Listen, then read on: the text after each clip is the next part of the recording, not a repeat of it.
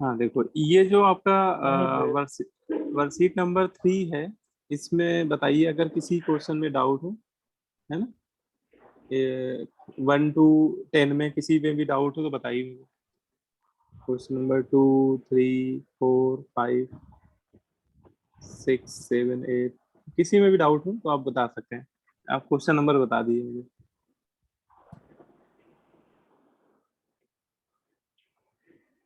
अ, है बेटा, किसी को डाउट है इसमें?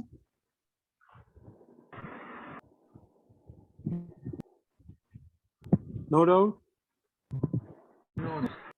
No sir. अच्छा, है ना। मतलब किसी भी पार्ट में डाउट नहीं है, पक्का श्योर? Yes sir. चलो फिर तो बहुत बढ़िया बात है। अच्छा, एक ये मैंने क्वेश्चन दिया था, ये आप लोगों ने अटेम्प्ट कर लिया?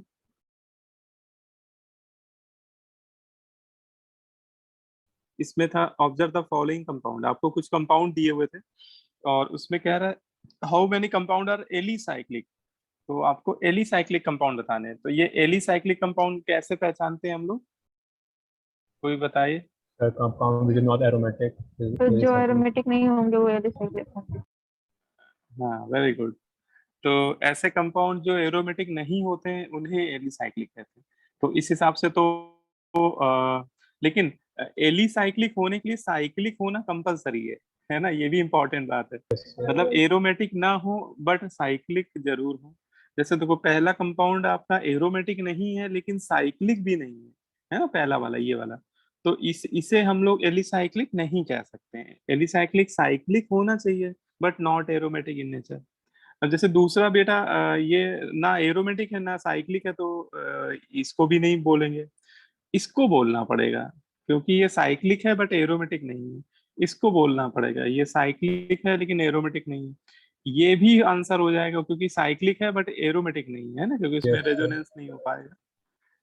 और ये न मत बोल देना क्योंकि ये बेंजीन एरोमेटिक होता है, तो याद ही हो गया होगा आप लोगों को, है ना। ये वाला भी हो जाएगा क्योंकि साइक्लिक है और एरोमेटिक नहीं है। ये पिरिडीन है, पिरिडीन आपका एरोमेटिक होता है, तो ये आंसर नहीं होगा। और इसमें बेंजीन रिंग दिख रही, बेंजीन रिंग कंटेनिंग कंपाउंड क्या होते हैं, एरोमेटिक होते हैं, तो ये भी नहीं होगा। तो आपके 4 इसमें आंसर 4, हाँ आंसर देखो दिया हुआ है 4। तो यही 4 कंपाउंड हो जाएंगे, है ना, जिनमें मैंने टिक लगाया हुआ है, वही 4 हो जाएंगे। ठीक है, क्लियर है ना। इस तरह के यस क्वेश्चन आपके जेई के एग्जाम में कई सारे इंटीजर टाइप क्वेश्चन पूछे जाते हैं। आपको मेरे ख्याल से पता होगा कि जो जेई मेन का पेपर होता है उसमें 2 तरह के क्वेश्चन होते हैं। एक सिंगल चॉइस क्वेश्चन होते हैं जिसमें ABCD में 4 में कोई एक आंसर सही होता है, 4 ऑप्शन में कोई एक ऑप्शन करेक्ट होता है। और एक होते हैं न्यूमेरिकल वैल्यू या इंटीजर टाइप क्वेश्चन। तो ये जैसे क्वेश्चन है, ये इंटीजर टाइप क्वेश्चन है ना। तो इस तरह के क्वेश्चन पूछे जाते हैं। अब जैसे ये एक मैच दो कॉलम है, ठीक है, ये आप लोगों ने अटेम्प्ट किया, ये था ये वाला मैच दो column. Yes sir. Yes sir. तो मेरे ख्याल से इसमें डाउट नहीं होगा, है ना। सिंपल है, क्योंकि ये अगर हो तो पूछ सकते हो इस वाले में, किसी में डाउट अगर हो, किसी भी ऑप्शन में ABCD में किसी में भी डाउट हो,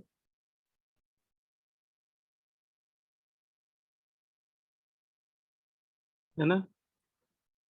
क्वेश्चन जो होमवर्क में देता हूँ वो आप लोग कर जरूर लीजिएगा, क्योंकि बहुत सिलेक्टिव क्वेश्चन ही दूंगा मैं आपको, है ना। मैं आपको फालतू के क्वेश्चन नहीं दूंगा बिल्कुल।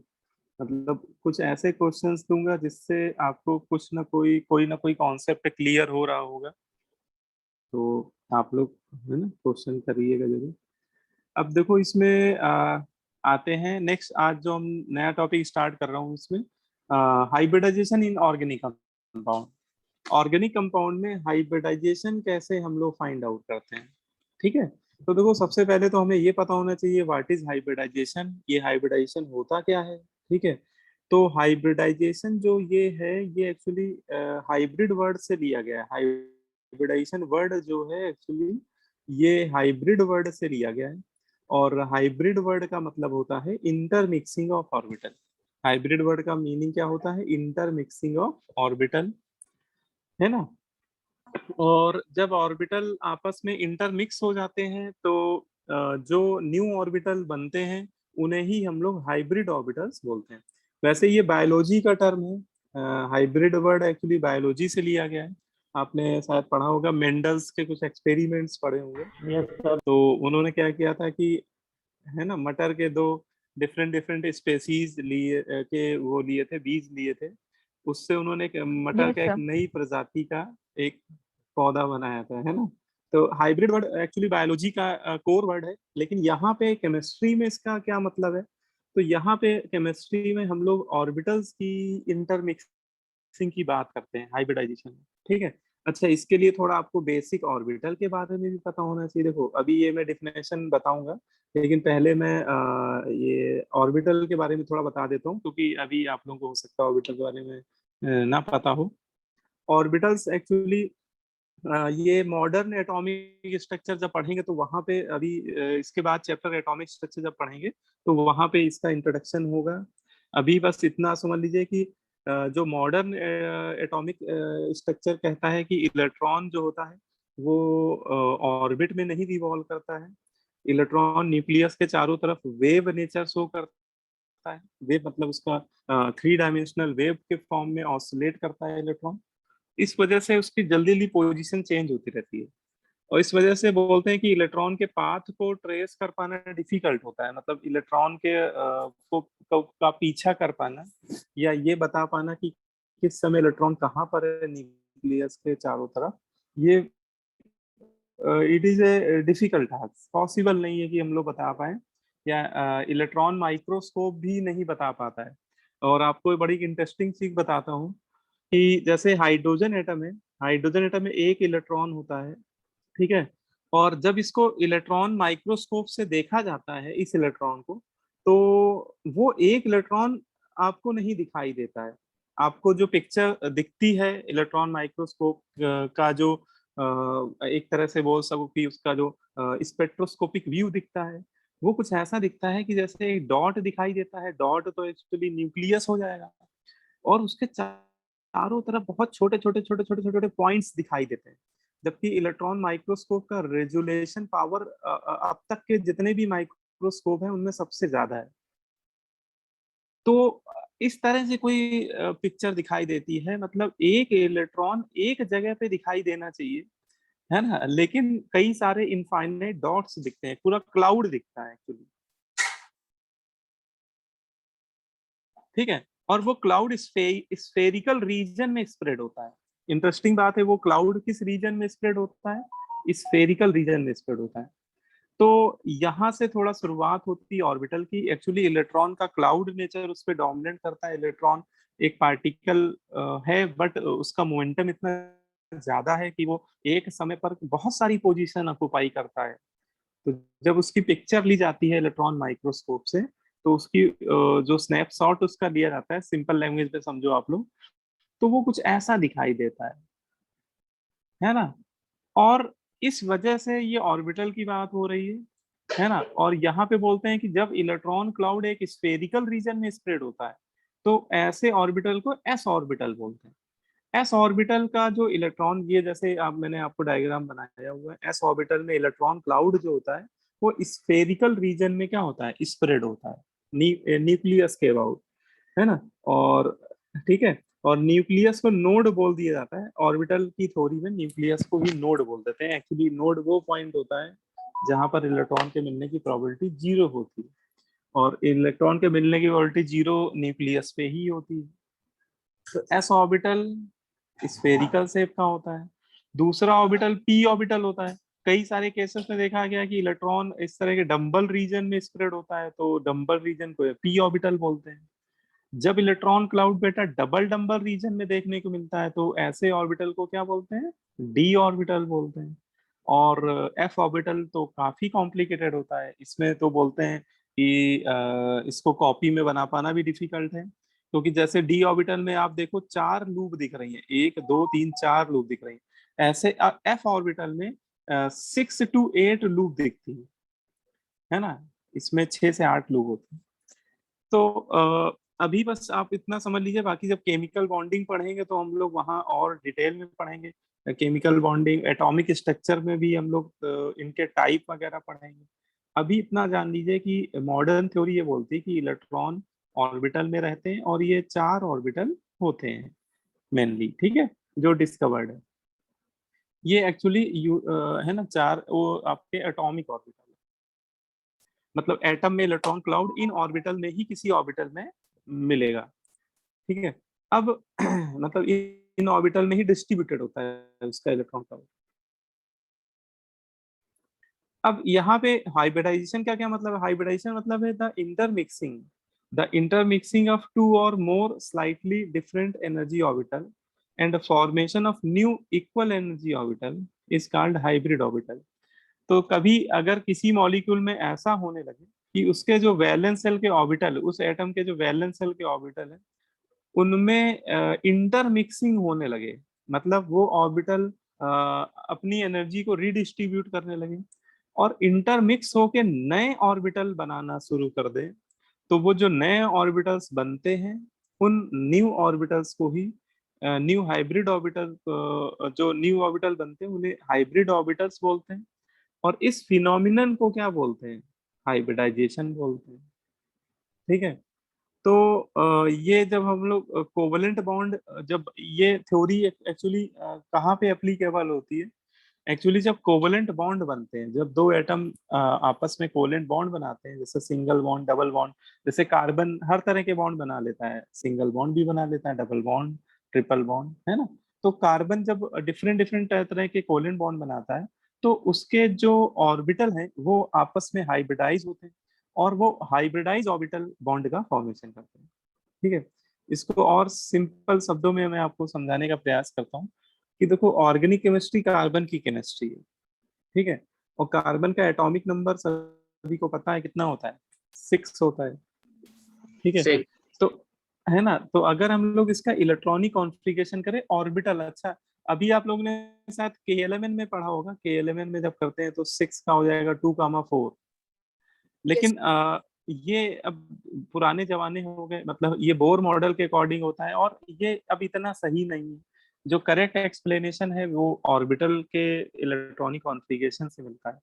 तो 6 इलेक्ट्रॉन जब हम लोग फिल करते हैं तो सबसे पहले ऑर्बिटल आता है वैलेंस ऑर्बिटल, है ना। वैलेंस ऑर्बिटल की एनर्जी सबसे कम होती है, ये फर्स्ट शेल का ऑर्बिटल होता है, तो 2 इलेक्ट्रॉन इसमें फिल कर देते हैं। एस ऑर्बिटल में 2 ही इलेक्ट्रॉन फिल कर सकते हैं, ठीक है। और इसके बाद 2s आएगा, 2 इसमें फिल कर देंगे, फिर इसके बाद 2p। अब इलेक्ट्रॉन ही 2 बचे तो 2p में भी 2 फिल कर देंगे। वैसे 2p में मैक्सिमम 6 इलेक्ट्रॉन फिल हो सकते हैं। तो ये इसका क्या हो गया? ये इसका इलेक्ट्रॉनिक कॉन्फ़िगरेशन मैंने किया हुआ है, ठीक है। अच्छा, अब इसका आप अगर ग्राउंड स्टेट बनाओ तो s ऑर्बिटल में एक ही ऑर्बिटल होता है, s ऑर्बिटल के टाइप नहीं होते हैं, और एक ऑर्बिटल में 2 इलेक्ट्रॉन रह सकते हैं मैक्सिमम। तो ये 2 इलेक्ट्रॉन जो एरो से दिखाए जा रहे हैं ना, इलेक्ट्रॉन। और p ऑर्बिटल में 3 होते हैं, px py pz, है ना। और p ऑर्बिटल में 2 ही इलेक्ट्रॉन है, तो ये 2 दिखा दिए गए। ये आपका ग्राउंड स्टेट है। ग्राउंड स्टेट मतलब ऐसा बोलते हैं कि जब एटम बॉन्ड, जब एटम आइसोलेटेड फॉर्म में होता है तो उसके इलेक्ट्रॉनिक कॉन्फ़िगरेशन ग्राउंड स्टेट में माना जाता है, ठीक है। लेकिन जब एटम बॉन्ड बना रहा होता है, मतलब during formation of covalent bond, जब कोवेलेंट बॉन्ड बना रहा होता है तो वो एक्साइटेड स्टेट में पहले आता है, और एक्साइटेड स्टेट में आने के बाद फिर वो कोवेलेंट बॉन्ड बनाता है। तो एक्साइटेड स्टेट में क्या होता है? एक्साइटेड स्टेट में आने का मतलब क्या है कि जो वैलेंस शेल के फील्ड ऑर्बिटल के इलेक्ट्रॉन है वो जंप कर जाते हैं। जैसे 2 इलेक्ट्रॉन है तो एक जंप कर जाएगा इसमें, इसके खाली वाले ऑर्बिटल में यहाँ पे आ जाएगा, देखो ये नीचे दिखाया गया, ठीक है। तो इसमें क्या होगा? ये एक्साइटेड स्टेट बनेगी, इसमें एक इलेक्ट्रॉन s में आ जाएगा और p में 3 इलेक्ट्रॉन आ जाएंगे, ठीक है। तो जब एक्साइटेड स्टेट होगी तो ये सिचुएशन होती। अब होता क्या है कि जब बॉन्ड बना रहा होता है कार्बन एटम, तो उसमें तरह तरह के हाइब्रिडाइजेशन देखे जाते हैं। कौन कौन से हाइब्रिडाइजेशन होते हैं? तो कार्बन केवल 3 तरह का हाइब्रिडाइजेशन कर सकता है। कार्बन में 3 तरह का ही हाइब्रिडाइजेशन होता है। कौन कौन सा? sp, sp2, sp3, ठीक है। sp कब होता है? तो बोलते हैं जब कार्बन का वैलेंस शेल का एक s ऑर्बिटल वैलेंस शेल का एक s ऑर्बिटल और एक p ऑर्बिटल, अगर ये दोनों आपस में इंटरमिक्स हो जाएं, है ना, कार्बन का s ऑर्बिटल तो एक ही होता है, और p में कोई भी एक मिक्स हो जाए, वो चाहे px मिक्स हो जाए, या यहाँ पे ऐसा नहीं कि वो px ही मिक्स हो, कोई भी हो सकता है, py मिक्स हो जाए या pz मिक्स हो जाए, ठीक है। तो अगर बेटा एक s और p में कोई भी एक ऑर्बिटल अगर मिक्स हो जाए, तो वो जो न्यू ऑर्बिटल्स बनेंगे उन्हें हम लोग क्या नाम देंगे, उन्हें हम लोग sp हाइब्रिड ऑर्बिटल बोलेंगे। और वो जो sp हाइब्रिड ऑर्बिटल होंगे वो कोवलेंट बॉन्ड का फॉर्मेशन करेंगे, ठीक है। इसलिए हाइब्रिडाइजेशन कौन सा हो जाएगा, sp हाइब्रिडाइजेशन हो जाएगा, ठीक है। लेकिन कई बार ऐसा होता है, देखा जाता है कि एक s ऑर्बिटल और p के दो ऑर्बिटल आपस में मिक्स हो जाते हैं, है ना। जब ऐसा होता है तो उस केस में sp2 हाइब्रिडाइजेशन होता है। एक s और p के जब दो मिक्स हो जाते हैं तो क्या होता है, sp2 होता है। और जब एक s और p के तीनों मिक्स हो जाते हैं तो ऐसे हाइब्रिडेशन को क्या बोलते हैं, sp3 बोलते हैं। ऐसे हाइब्रिडेशन को sp3 बोलते हैं, ठीक है। बोलो पहले इतनी बात बताओ, समझ में आ रही Yes, sir. है ना। तो कार्बन में तीन तरह का हाइब्रिडाइजेशन देखा जाता है। अब देखो इसमें ओवरऑल समझने वाली बात इतनी है फिलहाल, क्योंकि अभी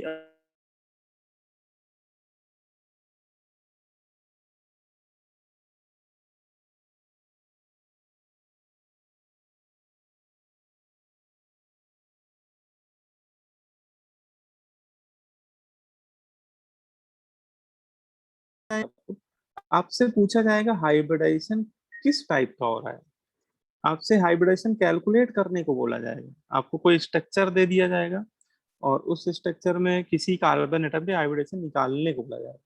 तो उसके लिए हमें पता होना चाहिए हाउ टू डिटरमाइन हाइब्रिडेशन, कैसे हम लोग हाइब्रिडेशन निकालेंगे, है ना, किसी कंपाउंड में। तो उसका एक फॉर्मूला होता है, हाइब्रिडेशन निकालने का फॉर्मूला होता है steric number of hybridisation. Hybridisation निकालने के लिए पहले हम लोग स्टेरिक नंबर निकालते हैं। स्टेरिक नंबर क्या होता है, स्टेरिक नंबर वो नंबर होता है जितने ऑर्बिटल आपस में हाइब्रिडाइज होते हैं उनका नंबर स्टेरिक नंबर के बराबर होता है, ठीक है।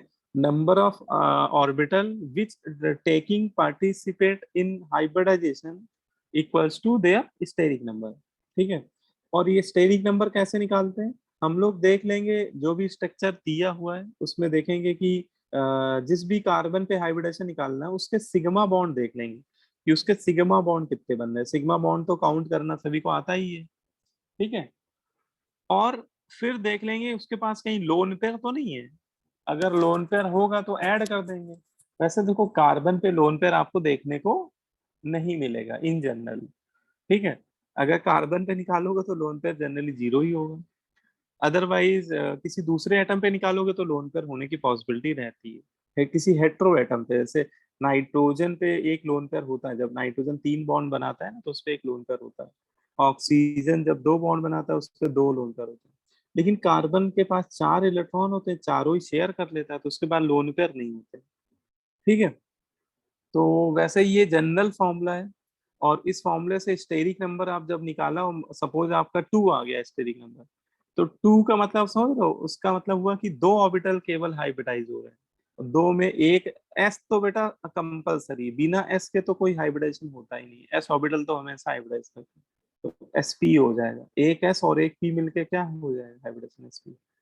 अगर स्टेरिक नंबर 3 आ गया बेटा इस फॉर्मूले से तो sp2 हो जाएगा, और अगर स्टेट नंबर 4 आ गया तो क्या हो जाएगा, sp3 हो जाएगा। तो ये बस आपको बेसिक फॉर्मूला पहले तो समझ लेना है, ठीक है ना। बोलो भाई इतनी बात समझ में आ रही सही। Yes sir. Yes, sir. Yes, sir. Sir steric number क्या होता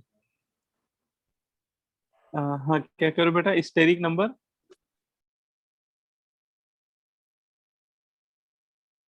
हाँ मैं सुन नहीं पाया क्या कह रहे थे। है? वो सर पूछा स्टेरिक था नंबर क्या है? अच्छा स्टेरिक नंबर क्या है, ओके। देखो स्टेरिक नंबर चाहो तो लिख लो, यहाँ पे एक लिख देते हैं हमें। स्टेरिक नंबर क्या होता है? Steric number is equal to number of orbitals, number of orbitals which participate in hybridisation. ठीक है, स्टेरिक नंबर उन ऑर्बिटल का नंबर होता है जो हाइब्रिडाइजेशन में क्या कर रहे हैं, पार्टिसिपेट कर रहे हैं। जैसे स्टेरिक नंबर 2 आ रहा है, तो इसका मतलब क्या है कि उस एटम के दो ऑर्बिटल आपस में हाइब्रिडाइज हो रहे हैं। अच्छा, दो हाइब्रिडाइज हो रहे हैं तो एक तो एस हो जाएगा वैलेंस शेल का, और एक पी में कोई भी हो जाएगा, वो पी एक्स भी हो सकता है, वो पी वाई भी हो सकता है, पी जेड भी हो सकता है। तो एक एस और एक पी अगर हाइब्रिडाइज होगा तो हाइब्रिडाइजेशन क्या आएगा, sp2, है ना। और ये तभी होगा जब स्टेरिक नंबर क्या आएगा, 2 आएगा। और 3 आएगा तो एक एसओ 2 पी, मतलब स्टेरिक नंबर 3 आने पे sp2 हो जाएगा, और स्टेरिक नंबर 4 आने पे sp3 हो जाएगा। ठीक है, क्लियर। अब जैसे देखो कुछ एग्जाम्पल से देखोगे तो और तो स्टेरिक है नंबर ना। 4 से ज्यादा नहीं हो सकते हैं? स्टेरिक नंबर 4 से ज्यादा कार्बन के लिए नहीं हो सकता है। अगर कार्बन पे निकालोगे तो, क्योंकि बेटा कार्बन मैक्सिमम 4 ही बॉन्ड बना सकता है ना। अगर कार्बन चारों सिग्मा बनाएगा तब भी स्टेरिक नंबर 4 ही आएगा। लेकिन अगर हम लोग इनऑर्गेनिक मॉलिक्यूल जब पढ़ेंगे, केमिकल बॉन्डिंग जब चैप्टर पढ़ेंगे, तो वहां पे तो हम लोग हर तरह के मॉलिक्यूल पे निकालेंगे हाइब्रिडाइजेशन। अभी तो केवल हम लोग कार्बन पे ही निकालेंगे। तो वहां पे हम लोग देखेंगे कि स्टेरिक नंबर 4 से ज्यादा हो सकता है। जैसे कभी 5 आने लगे तो 5 में फिर होता क्या है कि डी ऑर्बिटल हाइब्रिडाइज होने लगता है, क्योंकि पी पी पी के पास तो 3 ही ऑर्बिटल होते हैं, और पी के तीनों हाइब्रिडाइज हो गए तो इसके बाद कौन हाइब्रिडाइज होगा, डी ऑर्बिटल। तो उसमें एस 5 स्टेरिक नंबर जब आता है तो हाइब्रिडाइजेशन sp3d हो जाता है। ऐसे 6 में sp3d2 हो जाता है। लेकिन ऑर्गेनिक कंपाउंड में कभी sp3d नहीं हो सकता।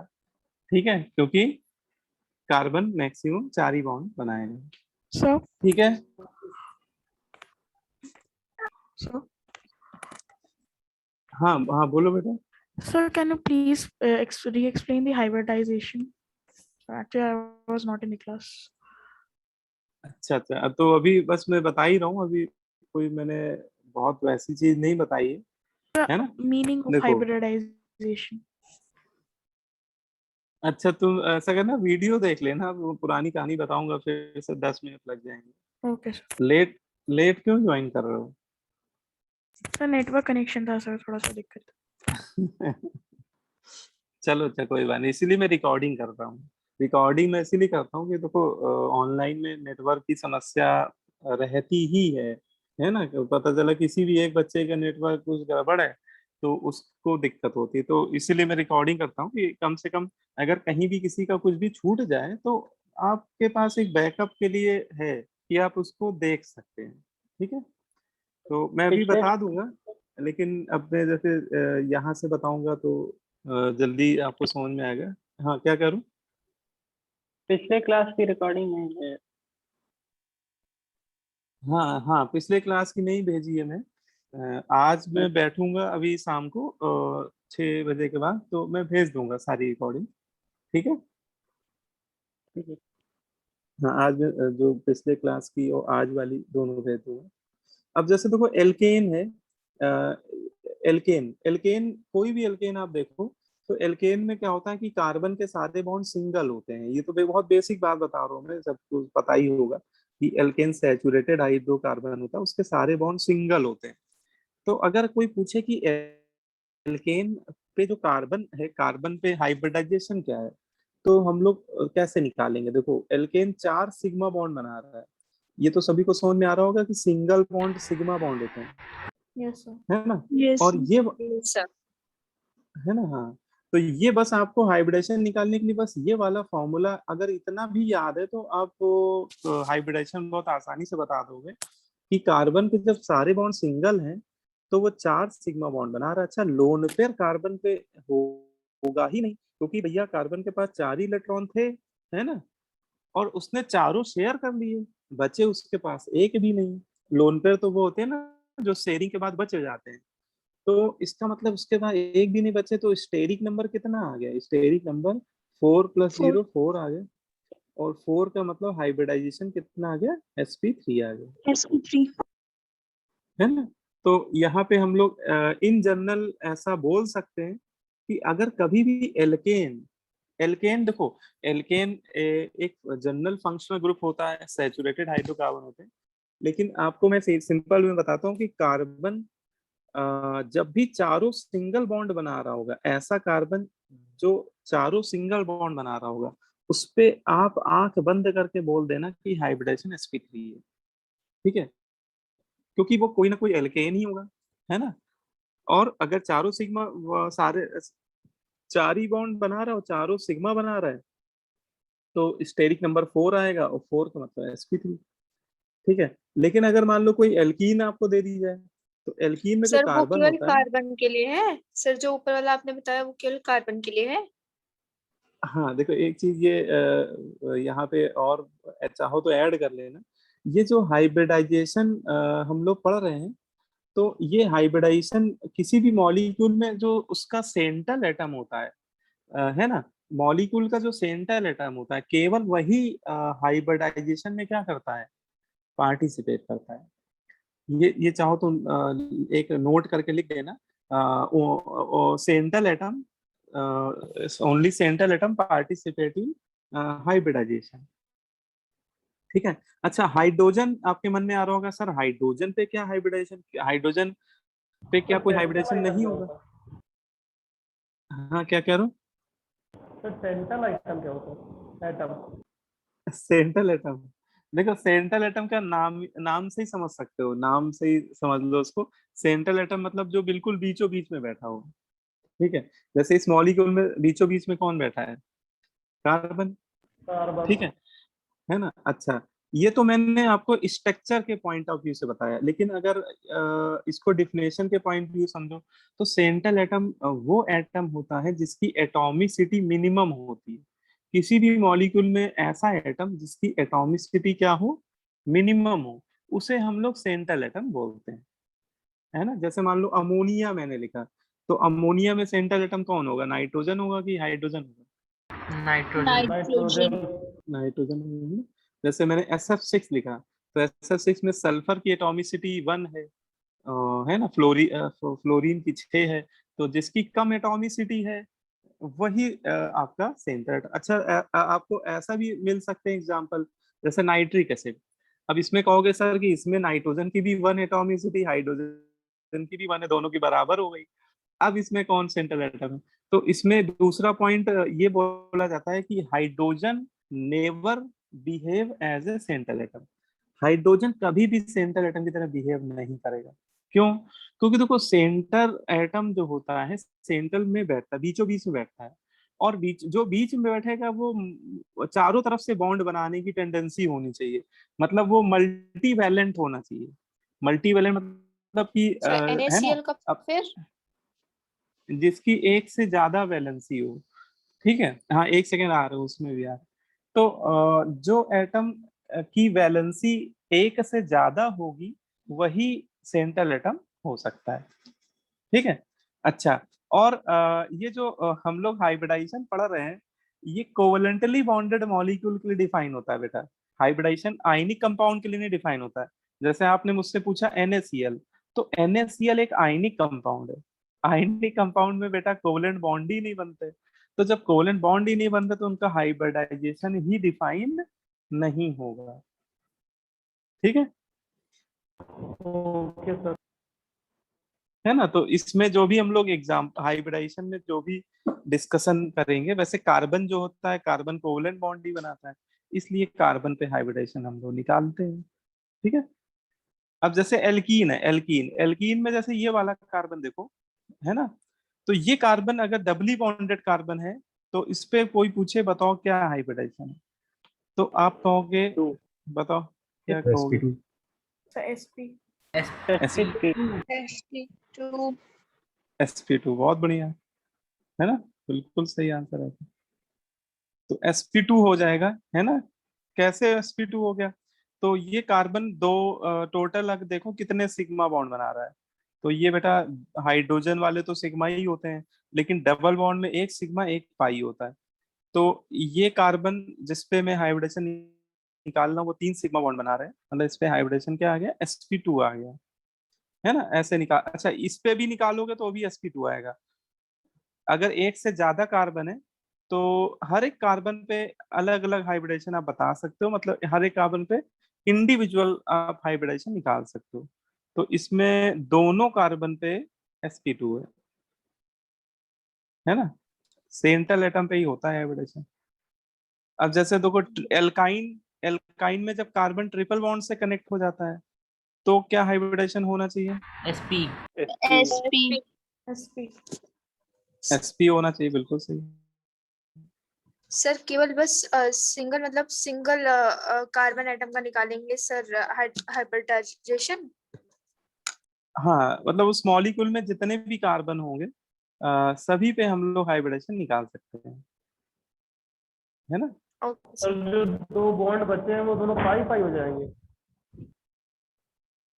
हाँ ट्रिपल बॉन्ड में एक सिग्मा होता है, 2 पाई होते हैं, तो इसमें जो बचे हुए हैं वो पाई बॉन्ड। और पाई बॉन्ड का नंबर हम लोग हाइब्रिडाइजेशन निकालते समय काउंट नहीं करते हैं, केवल सिग्मा बॉन्ड का नंबर ही काउंट करते हैं, ठीक है। तो मेरे ख्याल से है ना, ये बात सभी को समझ में आ गई होगी कि ये फॉर्मूला कैसे अप्लाई करते हैं हम लोग। अब इसको देखो, इसको एज ए रिजल्ट आप लोग याद कर लो तो आपके लिए ज्यादा इजी रहेगा। देखो कार्बन का दुनिया में आप कोई भी कंपाउंड उठा के देख लेना, कार्बन केवल 4 तरह से ही बॉन्ड बनाता है। आप कार्बन का कोई भी कंपाउंड उठा के देख लेना, कार्बन 4 तरह से ही बॉन्ड बनाता है, मतलब 4 में से ही कोई एक तरह से बॉन्ड बना रहा होगा। या तो कार्बन के सारे सिंगल बॉन्ड होंगे, या कार्बन एक डबल बना रहा होगा 2 सिंगल, या कार्बन एक ट्रिपल बना रहा होगा 1 सिंगल, या ये भी हो सकता है कि वो 2 डबल बना रहे हो, है ना। इसके अलावा और कोई पॉसिबिलिटी आपको नहीं मिलेगी, ठीक है। अब अगर हम लोग इसी में देख लें कि जब कार्बन सारे सिंगल बनाता है तो उस पे हाइब्रिडेशन, अभी देखो हम लोगों ने निकाला था कि एल्केन पे हाइब्रिडेशन क्या आया था, sp3 आया था।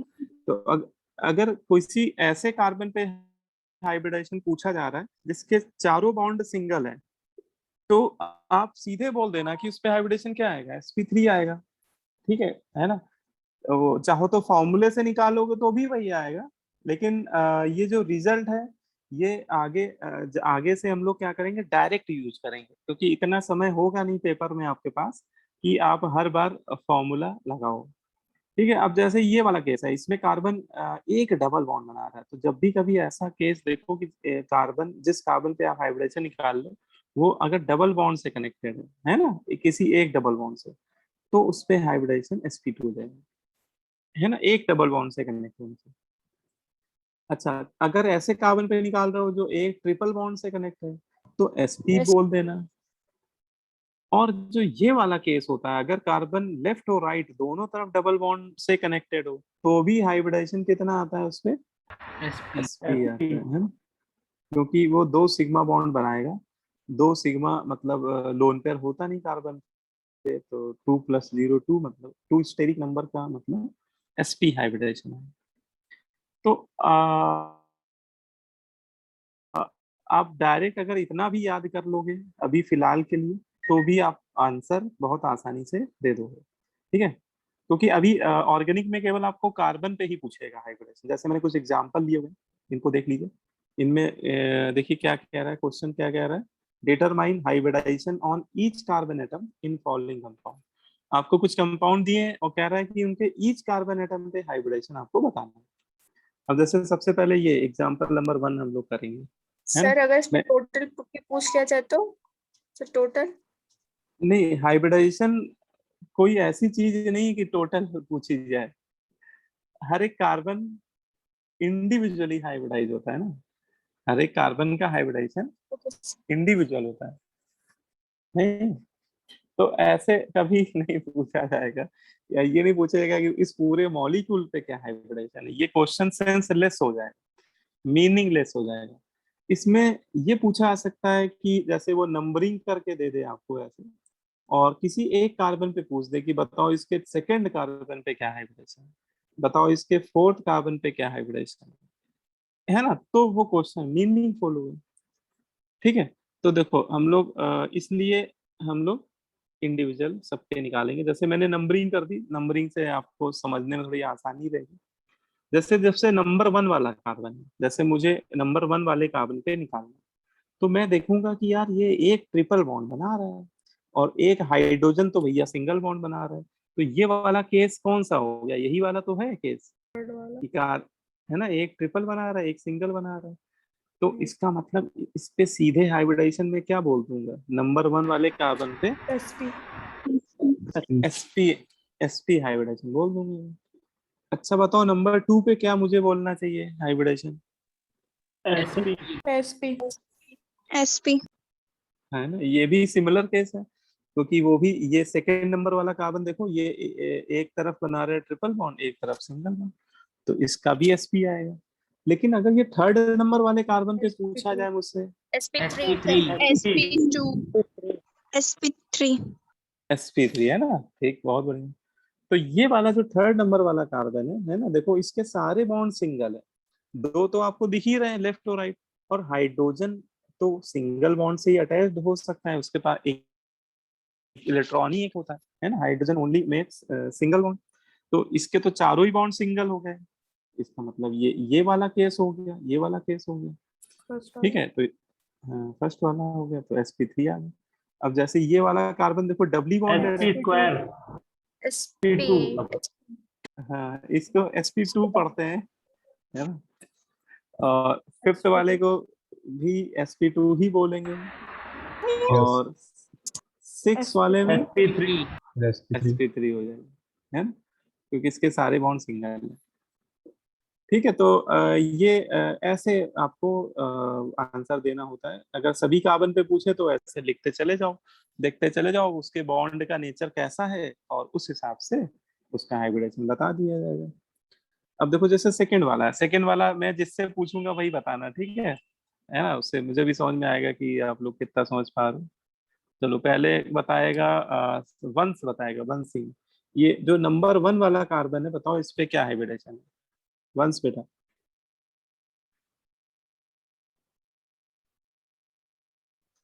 वंश सिंह बताओ भाई, नंबर 1 वाले पे बताओ, ये वाला सर sp2 sp2 बहुत बढ़िया बेटा,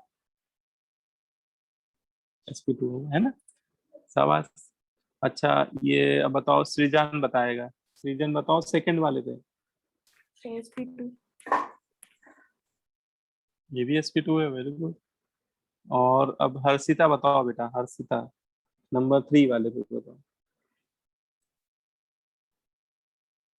हर्षिता अग्निहोत्री। sp3 sir. नहीं भाई सही से देखो, फिर से देखो,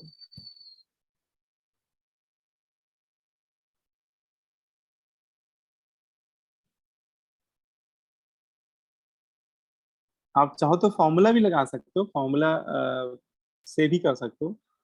ये कार्बन इधर ट्रिपल बॉन्ड बना रहा है, ट्रिपल में एक ही सिग्मा होता है, और इधर सिंगल, इधर भी एक ही सिग्मा, तो दो ही सिग्मा तो बना पा रहा है, और दो सिग्मा मतलब sp स्टेरिक नंबर 2 आ रहा है। हाँ तो इस पे sp हो जाएगा, है ना। हर्षिता समझ में आ गया, क्लियर हो गया, यस सर। ठीक ठीक कोई बात नहीं। देखो आंसर गलत हो रहा है तो गलत इसीलिए हो रहा है कि अगली बार सही होगा वो, है ना, तो ये मत सोचो गलत हो रहा है तो गलती करोगे, गलती यहाँ करके ही तो हर कोई सीखता है भाई, है ना, ऐसा थोड़ी ना कि हर बार मतलब हर कोई बिना गलती करे सीख जाता है। हाँ दिशा बेटा बताओ, फोर्थ वाले पे बताओ। सर sp हाँ बिल्कुल सही बेटा, एसपी। तो एक अच्छा ये भी बता डालो भाई, यस बेटा बताओ, रोल नंबर 23 फिफ्थ सर वाले पे एसपी बताओ, एसपी एसपी। अरे तुम लोग समझदार हो, समझ जाओ। अच्छा ये वाला बताओ, आदित्य बताओ बेटा, 6 वाले पे, सर एसपी एसपी। तो बस यही इतना सा काम है बस, ठीक है। कि आपको अभी ऑर्गेनिक में क्वेश्चन पूछा जाएगा तो इसी तरह से पूछा जाएगा, कोई स्ट्रक्चर दे दिया जाएगा और उसके या तो सभी कार्बन पे पूछ लेगा, या फिर ज्यादातर ऑब्जेक्टिव क्वेश्चन में सारे कार्बन पे पूछेगा तो वो ऑब्जेक्टिव की जगह सब्जेक्टिव क्वेश्चन हो जाएगा। तो वो सब पे नहीं पूछेगा, वो किसी एक या दो पे पूछ देगा, है ना, नंबरिंग करके। अब जैसे बेंजीन, कोई आपसे बोले कि भैया बेंजीन पे क्या हाइब्रिडाइजेशन होता है, तो देखो बेंजीन का ईच कार्बन डबली बॉन्डेड है ना। देखो बेंजीन का ईच कार्बन डबली बॉन्डेड है, और डबली बॉन्डेड कार्बन पे हाइब्रिडाइजेशन क्या होता है? sp2 sp2 हाँ, sp2 होता है। और अभी एक चीज मैं तुम लोग को बताऊंगा कि जिस मॉल ये वाला पॉइंट भी समझ लीजिए कि ये हम लोग हाइब्रिडाइजेशन पढ़ क्यों रहे हैं, है ना। What is the application of hybridisation, हम लोग हाइब्रिडाइजेशन से क्या ऐसा निकालेंगे या क्यों पढ़ रहे हैं, ठीक है। तो देखो इसका एप्लीकेशन अगर बोला जाए तो अगर हम लोग किसी एटम पे हाइब्रिडाइजेशन अगर निकाल लेते हैं तो हमें उसके सराउंडिंग में क्या शेप बन रहा है, उसके क्या बॉन्ड एंगल हैं, उसके बारे में आइडिया लग जाता है। To predict the shape and bond angle of molecule, कोई आपसे अगर पूछे बताइए हाइब्रिडाइजेशन का क्या एप्लीकेशन है, हाइब्रिडाइजेशन क्यों पढ़ा जाता है, तो आप बोल दीजिएगा hybridisation to to determine, simple बोलिएगा, to determine the shape and bond angle of a molecule. किसी मॉलिक्यूल के सराउंडिंग में जो बॉन्ड बन रहे हैं, कोवेलेंट बॉन्ड, उनका शेप क्या है, उस मॉलिक्यूल का शेप क्या बन रहा है और बॉन्ड एंगल। अब देखो जैसे sp हाइब्रिडेशन होता है तो sp हाइब्रिडेशन में शेप लीनियर आता है ना। sp हाइब्रिडेशन मतलब समझ लो, देखो जिस कार्बन पे जैसे एल्काइन, एल्काइन में जब sp हाइब्रिडेशन होता है तो एल्काइन के एल्काइन में दोनों कार्बन, जैसे मैंने दो कार्बन की एल्काइन ले लिया एग्जांपल के तौर पे, तो इसमें दोनों ही कार्बन पे हाइब्रिडेशन क्या है, sp है। और जब sp हाइब्रिडेशन होता है तो उसके बॉन्ड एंगल 180 डिग्री पे सेट हो जाते हैं, है ना। उनके जो बॉन्ड एंगल है वो कितने पे सेट हो जाते हैं, 180 डिग्री पे। तो ये जो बॉन्ड एंगल आप देख रहे हो ये 180 डिग्री, इधर वाला भी 180 डिग्री। तो इसका जो मॉलिक्यूल है, जैसे ये एल्काइन आपको एथाइन में आपको दिखा रहा हूँ, इसमें आप देखो कि चारों एटम ये एक ही स्ट्रेट लाइन में लाई करने लगते हैं, है ना। ये हाइड्रोजन, ये कार्बन हाइड्रोजन, नेचर में देखा जाता है कि एल्काइन जो होते हैं ना वो लीनियर शेप के होते हैं, उसमें जितने भी एटम होते हैं वो सब एक ही लाइन में, एक ही स्ट्रेट लाइन में लाई करने लगते हैं। तो ऐसे शेप को क्या बोलते हैं हम लोग, लीनियर बोलते हैं, ठीक है ना। तो sp हाइब्रिडेशन आने पे शेप क्या बनती है, लीनियर। लेकिन अगर sp2 हाइब्रिडेशन बनता है तो sp2 में प्लेनर, ये देखो क्या शेप है, प्लेनर ट्राइगोनल, ठीक है, प्लेनर ट्राइगोनल। अच्छा प्लेनर ट्राइगोनल बॉन्ड एंगल क्या होते हैं, 120। प्लेनर ट्राइगोनल क्या होता है, ये बिल्कुल आप जैसे फैन, आपके कमरे में फैन जो ऊपर चल रहा है आप उसको देख लो, तो बस वही फैन स्ट्रक्चर होता है ये। फैन स्ट्रक्चर कहने का मतलब इसके जितने भी बॉन्ड होते हैं वो 120 पे सेट हो जाते हैं। जैसे कोई कार्बन डबली बॉन्डेड है, सपोज ये कार्बन डबली बॉन्डेड, ठीक है, तो इसके सारे बॉन्ड एंगल 120 डिग्री पे सेट हो जाएंगे, 120 एंगल पे सेट हो जाएंगे। ये सारे बॉन्ड एंगल 120 पे सेट हो जाते हैं। तो 120 पे सेट होने की वजह से होता क्या है कि वो कार्बन, है ना, और उसके साथ जो तीन एटम अरेंज है, इधर भी कोई ना कोई कार्बन ही होगा, ठीक है, तो वो सब कितने पे, वो एक ही प्लेन पे लाई करने लगते हैं, ये पूरा शेप प्लेनर हो जाता है ना, ये प्लेनर ट्राइगोनल शेप हो जाता है, ठीक है। ऐसे ये वाला कार्बन भी डबली बॉन्डेड, तो इसके अपने बॉन्ड एंगल भी कितने पे होंगे, इसके भी 120 पे अरेंज हो जाएंगे। तो इस तरह का शेप होता है ना। sp2 हाइब्रिडेशन आने में शेप कैसा होता है, प्लेनर ट्राइगोनल, ठीक है। लेकिन sp3 जो होता है ये टेट्राहेड्रल होता है, टेट्राहेड्रल में बॉन्ड एंगल होते हैं 109 डिग्री 28 मिनट, ये थोड़ा सा नॉन प्लेनर शेप होती है। अच्छा ये शेप प्लेनर होती है, ठीक है, लीनियर, लीनियर तो वैसे भी प्लेनर ही होगी, ठीक है, लीनियर शेप तो वैसी लाइन, कोई भी एक लाइन स्ट्रेट लाइन प्लेन पे ही लाई करती, किसी न किसी प्लेन पे ही लाई करती। तो लेकिन जो टेट्राहेड्रल होता है, टेट्राहेड्रल ऐसे बनता है, जैसे मेथेन का एग्जांपल समझ लो, एक कार्बन पे 4 हाइड्रोजन लगा देता हूँ मैं। अब जैसे दो तो ये अरेंज हो गए 109 डिग्री पे, 109 डिग्री 28 मिनट। अब इसमें बचे दो जो हाइड्रोजन होते हैं वो प्लेन पे लाई नहीं करते हैं, वो प्लेन एक प्लेन से बाहर की तरफ लाई करने लगता है। तीसरा हाइड्रोजन, ये जो मैंने डार्क सा बनाया है, इसको वेज बॉन्ड बोलते हैं। इसको क्या बोलते हैं? Wedge bond. कभी भी ऐसा बॉन्ड आप देखना, इसको क्या बोलते हैं? Wedge bond. Wedge bond actually क्या होकर रिप्रेजेंट करता है? वेज बॉन्ड से जो भी एटम अटैच्ड होता है, it lie outside the plane, it lies outside the plane, outside the plane of paper. Paper जैसे जिस पेपर में आप बना रहे हो डायग्राम, या जैसे मैं स्क्रीन पे बना रहा हूँ, तो स्क्रीन से बाहर की तरफ लाई कर रहा हूँ। और जो चौथा हाइड्रोजन है, it lie inside the plane of paper, उसको डैश बॉन्ड से रिप्रेजेंट करते हैं। इसको क्या पढ़ते हैं? Dash bond. डैश बॉन्ड वाला जो एटम होता है वो प्लेन के अंदर की तरफ जा रहा होता है। ठीक है, तो ये आप विजुलाइज कर पा रहे हो? Yes sir. Yes sir. तो ये वेज बॉन्ड एक बार फिर से समझा दीजिए। है ना, इसको जैसे आप 4 पेन ले लो और इसको ऐसे ही अरेंज करके देखो तो आपको और अच्छा समझ में आएगा कि 2 पेन तो एक वर्टिकल प्लेन पे लाई करा दो, तीसरा प्लेन उस प्लेन से बाहर की तरफ लाई कराओ, नीचे की तरफ, और चौथा प्लेन उस प्लेन से पीछे की तरफ, है ना। तो इसको बोलते हैं टेट्राहेड्रल। ठीक है, सर वो एग्जैक्ट पीछे ही होता है विद बॉन्ड के, डैश बॉन्ड। हाँ मतलब कि हाँ जस्ट पीछे ही बोल सकते हो। हाँ हाँ, ठीक है। ओके। हाँ बेटा, संभव बेटा थोड़ा माइक ऑफ कर दो, है ना, काफी साउंड आ रहा था। ठीक है, तो ये मेरे ख्याल से समझ में आ गया हाइब्रिडाइजेशन कैसे निकालते हैं और क्या फॉर्मूला होता है, है Yes, sir. उसका एप्लीकेशन। अब जैसे देखो एक एक क्वेश्चन मैंने लिया हुआ है। तो फिर अगर वो जो वेज बॉन्ड डैश बॉन्ड के एकदम एग्जैक्ट पीछे रहेगा तो सर वो तो 180 डिग्री बनाएगा ना एंगल।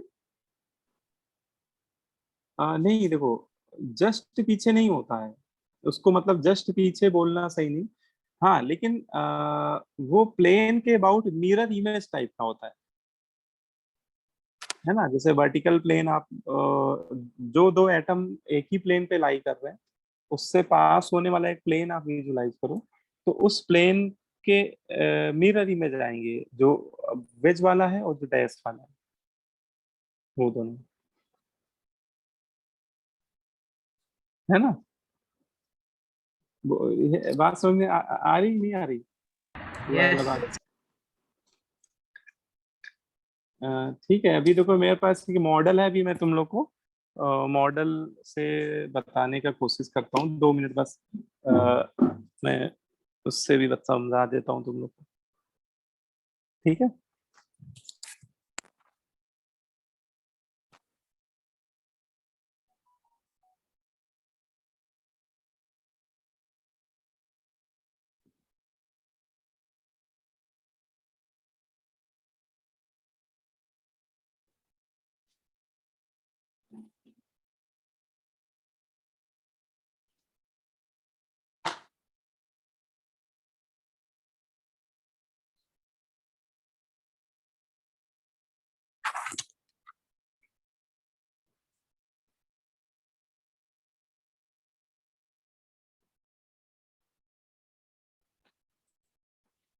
हाँ देखो मैं तुम लोग को मॉडल से दिखा देता हूँ, तो थोड़ा सा समझ में आ जाएगा, क्योंकि वो 3D डायग्राम है, ऐसे थोड़ा समझ में नहीं आएगा, है ना। वही ना, ऑफलाइन में सब चीजें बताना थोड़ा आसान रहता था, लेकिन खैर समझ जाओगे तुम लोग। तो ये आपको दिख रहा है एक model? Yes, sir. Yes, sir. Yes, sir. ठीक है। इसमें अब थोड़ा सा समझने की कोशिश करो कि अभी ये दोनों हटा देते हैं। चलो, अभी ये दोनों एटम देखो, ये व्हाइट वाले दो एटम देखो, और ये एक आप वर्टिकल प्लेन सोचो कि ये एक वर्टिकल प्लेन है ना। आपको वैसे ही दिखाता हूँ जैसे मैंने बनाया था, कि ये मान लो कि एक वर्टिकल प्लेन है। ये वर्टिकल प्लेन कौन सा मान रहे हैं जिसमें ये दोनों एटम लाई कर रहे हैं, ये व्हाइट वाले ये दोनों। हम लोगों ने पिछले साल एक बनाया था, मतलब कार्बन का ही स्ट्रक्चर मॉडल। Yes sir. अच्छा, बनाया था। यस हाँ, सर। ये बना, हाँ बना सकते हो आप लोग, सभी लोग बना सकते हो। बॉल से बनाया था सर हम लोगों ने। हाँ हाँ, बहुत आसान होता है बनाना, बना सकते हो, कोई बात नहीं। तो इसको बस समझ लीजिए, बस थोड़ा सा आइडिया लग जाएगा आप लोग कि जैसे ये दोनों एक ही वर्टिकल प्लेन अप्लाई कर रहे हैं। अच्छा, ये एंगल जो है ये 109 डिग्री 28 मिनट है ना। अब देखो, ये वर्टिकल प्लेन है। अब जो चौथा एटम, सॉरी तीसरा बॉन्ड जो बनेगा वो ऐसे कुछ बन रहा होगा। ये देखो मैंने फंसा दिया। तो ये वर्टिकल प्लेन से बाहर की तरफ, मतलब आपकी आई की तरफ आ रहा है ये।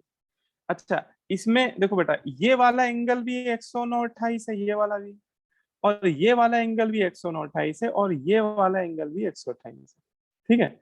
अब जो चौथा हाइड्रोजन आके बैठेगा, ये पीछे से आके ये ऐसे कनेक्ट हो जाएगा। दिख रहा है आपको? Yes, sir. Yes, sir. Yes, sir. हाँ, तो आप ऐसे समझो कि जैसे ये दोनों व्हाइट वाले एटम, ऐसे आपको दिखाता हूँ, ये दोनों व्हाइट वाले एक वर्टिकल प्लेन पे लाई कर रहे हैं। तो एक प्लेन से बाहर की तरफ आ रहा है, तो एक प्लेन से अंदर की तरफ जा रहा है, और इनमें Yes. किसी भी दो के बीच का बॉन्ड एंगल 109 डिग्री 28 मिनट होता है। लेकिन ये जो शेप है ये प्लेनर नहीं होती है। ये प्लेनर इसलिए नहीं बोल सकते क्योंकि इसमें सारे एटम क्या एक ही प्लेन पे लाई कर रहे हैं। No, sir. No, sir. ऐसा No, ऐसा कोई sir. ऐसा कोई प्लेन ही नहीं डिफाइन होगा जिसमें सारे एटम एक ही प्लेन पे लाई हो जाए, इन केस ऑफ टेट्राइडल। ठीक है ना। तो वीडियो पॉज हो गया एक्चुअली। चलो कोई बात नहीं, तो पहले बंद कर देते हैं। तो समझ में आ गया होगा मेरे ख्याल से। Yes. Yes. Yes, sir. चलो, उसमें 3D डायग्राम थोड़ा बनाने में उतना अच्छा नहीं समझ में आता है जितना प्रैक्टिकली आप समझ सकते हैं। तो एक ये क्वेश्चन है, ये करते हैं। इस क्वेश्चन में क्या कह रहा है, which molecule have sp3 carbon atom. इसमें कह रहा है कि कौन सा मॉलिक्यूल है जिसमें sp3 हाइब्रिडाइज कार्बन एटम। अच्छा, ये मैं नहीं बताऊंगा, ये आप ही लोगों को बताना है। इसमें आपको बताना है sp3 हाइब्रिडाइज कार्बन एटम किस किस स्ट्रक्चर में। D. ये Sir, क्वेश्चन, B. ये Sir, D. Multiple correct answer है, इसमें एक से ज्यादा आंसर हो सकते हैं। Sir, B. B and D. Yes. D and B है दो।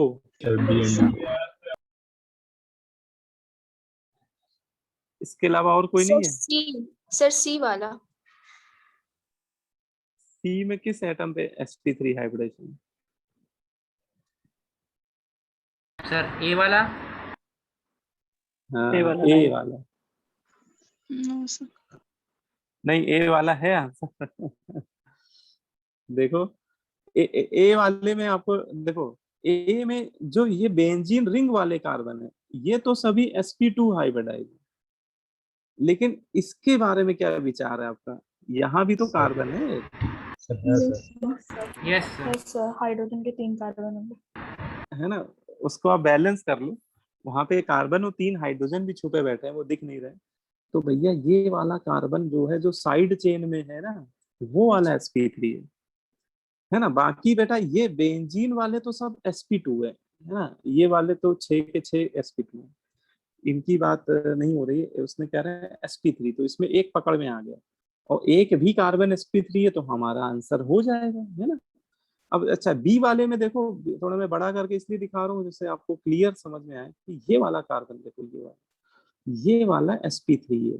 रीजन, क्योंकि इसके 2 सिग्मा तो दिख ही रहे हैं आपको, और 2 हाइड्रोजन भी तो चिपके होंगे इसी के साथ, है ना? Yes, sir. है ना? बाकी ये चारों तो डबली बॉन्डेड कार्बन sp2 होता है, लेकिन इसमें जो ऊपर की साइड था वो वाला sp3 था। इसमें बेटा कोई भी sp3 नहीं है। क्यों? क्योंकि तो एक तरफ से देखो, राइट से लेफ्ट की तरफ, ये डबली बॉन्डेड sp2, ये भी डबली बॉन्डेड sp2, ये ट्रिपली बॉन्डेड है sp, ये भी ट्रिपली बॉन्डेड है sp, इसमें sp3 कोई नहीं है, तो ये आंसर नहीं है। और डी वाला हो जाएगा, क्योंकि ये वाला जो कार्बन है सबसे राइट साइड पे वो sp3, तो इसमें 4 में से 3 सही हो गए, मतलब इसका फाइनल आंसर हो गया ए बी सी, है ना? Sir, D. A B D, sorry C तो गड़बड़ हो जाएगा, डी। ठीक है, ये तो मल्टीपल करेक्ट आंसर है। एडवांस के पेपर में इस तरह के क्वेश्चन भी पूछे जाते हैं जिसमें एक से ज्यादा भी आंसर सही होते हैं। ठीक है, इसीलिए एडवांस के पेपर में थोड़ी सी मतलब कि डिफिकल्टी लेवल बढ़ जाता है, क्योंकि अगर कोई बच्चा अगर आंसर ए बी लगा देगा तो भी उसका -2 हो जाएगा, और अगर कोई ए डी लगाएगा तो भी -2 हो जाएगा, है ना? और जो बच्चा तीनों सही लगाएगा उसी को +4 मिलेगा। तो इस तरह के मल्टीपल करेक्ट में निगेटिव होने के चांसेस काफी रहते हैं, है ना? तो इनमें ये रहता है कि जब श्योर हो तभी करना चाहिए। अच्छा हाँ, लेकिन अभी पिछले साल थोड़ा जेई ने चेंज किया है ना? जेई वालों ने थोड़ा सा इसमें मार्किंग स्कीम चेंज की है। उन्होंने अब इस तरह से देते हैं कि जैसे मान लो आंसर ए बी डी है, अब किसी बच्चे ने ए और बी लगा दिया तो हर एक करेक्ट का 1 नंबर मिल जाएगा। जैसे ए सही है तो 1 नंबर, बी सही है तो 1 नंबर। ठीक है, लेकिन हाँ, पार्शियल मार्किंग इसको बोलते हैं, है ना? तो उसमें क्या होता है कि उसमें अब थोड़ा सा बच्चों के नंबर ठीक आने लगे एडवांस के पेपर में। नहीं तो पहले क्या होता था कि पता चला कि 120 नंबर का पेपर होता था, वो बच्चों के उसमें कट ऑफ जा रहा है 22 नंबर, 18 नंबर, ऐसा कट ऑफ जाता था, क्योंकि ज्यादातर बच्चों के निगेटिव हो ही जाते थे भाई, फिर उसमें प्रोबेबिलिटी बहुत ज्यादा होती है निगेटिव होने की। लेकिन अब वो चीज जेईई ने हटा दी, पिछले साल से ही चेंज कर दिया, तो आप लोगों के लिए अच्छी बात है। ठीक है, अब जैसे देखो, अब इसमें हाइब्रिडाइजेशन तो कंप्लीट हो गया, इसके बाद हम लोग पढ़ रहे हैं डिग्री ऑफ अनसैचुरेशन। एक छोटा सा टॉपिक है ये भी, है ना? अच्छा, ये जो टॉपिक हम लोग पढ़ रहे हैं, छोटे छोटे टॉपिक जो पढ़ा रहे हैं, ये पूरी ऑर्गेनिक केमिस्ट्री में आगे कहीं ना कहीं आपको मिलते रहेंगे, इसलिए ये शुरुआत में ही पढ़ा दिए जाते हैं बच्चों को, जिससे आगे दिक्कत ना हो। अब जैसे डिग्री ऑफ अनसैचुरेशन, ये इसको शॉर्ट में डीयू बोलते हैं। डीयू मतलब दिल्ली यूनिवर्सिटी नहीं है, इसको शॉर्ट में डिग्री ऑफ अनसैचुरेशन या डीओयू भी बोल देते हैं, या इसका एक नाम और है, ये डबल बॉन्ड इक्विवेलेंट, डीबीई, वो भी यही है। हाइड्रोजन डिफिशियंसी इंडेक्स भी डीयू को ही बोलते हैं, है ना? ये सब इसके अलग अलग नाम है। तो पहले तो समझते हैं कि भैया ये डीयू को निकालते कैसे, how to calculate DU, DU कैसे निकालते हैं, फिर समझेंगे कि डीयू होता क्या है। लेकिन पहले इसका निकालना कंपलसरी, मतलब निकालना पहले आना चाहिए। तो इसके 2 मेथड सजेस्ट किए जाते हैं। किसी भी ऑर्गेनिक कंपाउंड का डीयू निकालना है तो 2 मेथड होते हैं। पहला मेथड हम लोग तब लगाते हैं जब आपको उस ऑर्गेनिक कंपाउंड का मॉलिक्यूलर फॉर्मूला पता होता है। जब आपको अगर मॉलिक्यूलर फॉर्मूला पता हो तो पहला वाला मेथड ज्यादा बेटर रहता है। When molecular formula compound is given, अगर आपको मॉलिक्यूलर फॉर्मूला दे दिया गया तो ये वाला फॉर्मूला होता है। क्या फॉर्मूला है? du इक्वल टू C+1, है ना? देखो समझो, C+1 minus H plus X minus N divide by, ये फॉर्मूला होता है। अब इसमें ये सब क्या है, CHX, तो देखो सिंपल सी बात है, C यहाँ पे नंबर ऑफ कार्बन एटम को रिप्रेजेंट करता है ना? जैसे आपको मैंने ग्लूकोज दे दिया, सपोज ग्लूकोज का फॉर्मूला तो सभी लोग जानते ही, तो अगर ग्लूकोज का डीयू निकालना है तो मैं कार्बन की C की जगह क्या रख दूंगा, 6 रख दूंगा, है ना? क्योंकि इसके एक मॉलिक्यूल में 6 कार्बन एटम है। अच्छा, H क्या है? H number of hydrogen atom है, अब जैसे ग्लूकोज के लिए निकालना है DU, तो H की वैल्यू मैं 12 रख दूंगा। एक्स हेलोजन को रिप्रेजेंट करते हैं ऑर्गेनिक केमिस्ट्री में। हेलोजन में भी फ्लोरीन, क्लोरीन, ब्रोमीन, आयोडीन, इनमें से कोई भी हो सकता है। अब जैसे ग्लूकोज में हेलोजन है ही नहीं, तो अगर मान लो कोई एलिमेंट नहीं है तो उसकी जगह 0 रख देंगे, है ना। जब हेलोजन है ही नहीं तो एक भी नहीं होता, 0 रख दो उसकी जगह। और नाइट्रोजन भी नहीं है तो उसकी भी 0। तो अगर कोई पूछे ग्लूकोज का DU कितना है, तो C+1 7 हो गया, 6 + 1 7, 1 H/2, हाँ 1 आ गया। तो ग्लूकोज का जो डिग्री ऑफ अनसैचुरेशन है वो 1 है। ग्लूकोज मॉलिक्यूल का जो DU है या डिग्री ऑफ अनसैचुरेशन है वो 1 है। तो ये तरीका बताया मैंने आपको, ये एक फॉर्मूला है, इससे हम लोग निकालते हैं। अच्छा, इसमें एक बात और समझ में आ रही है कि इस DU के फॉर्मूले में ऑक्सीजन एटम का नंबर और सल्फर एटम का नंबर तो है ही नहीं फॉर्मूले में।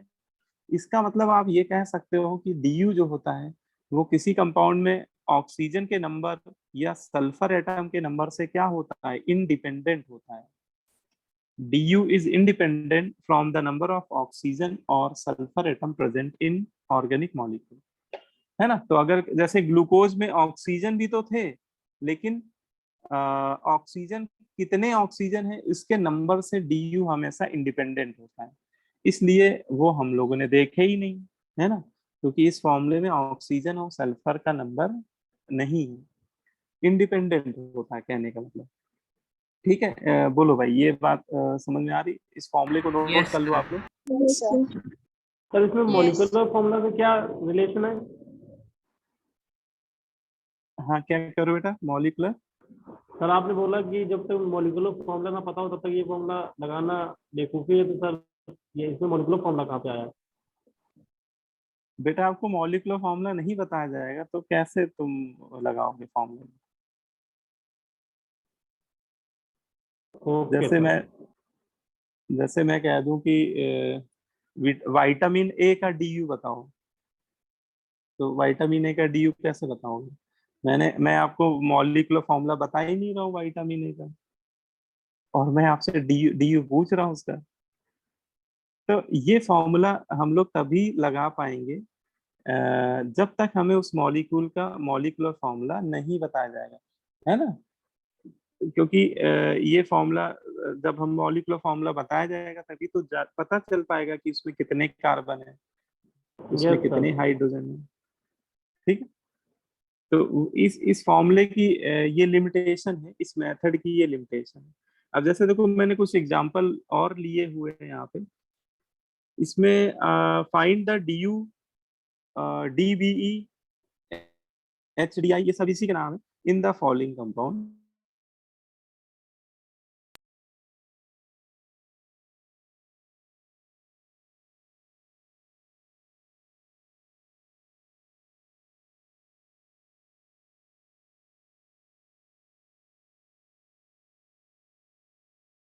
एक बार आप लोग अटेम्प्ट कर लो इसी फॉर्मूले से, फिर मैं आपसे पूछूंगा तो आप बताइए। ठीक है, ये चारों एक ही बार आप करके देखो। पहले ये वाला करो, फिर ये वाला, फिर ये वाला, फिर ये वाला।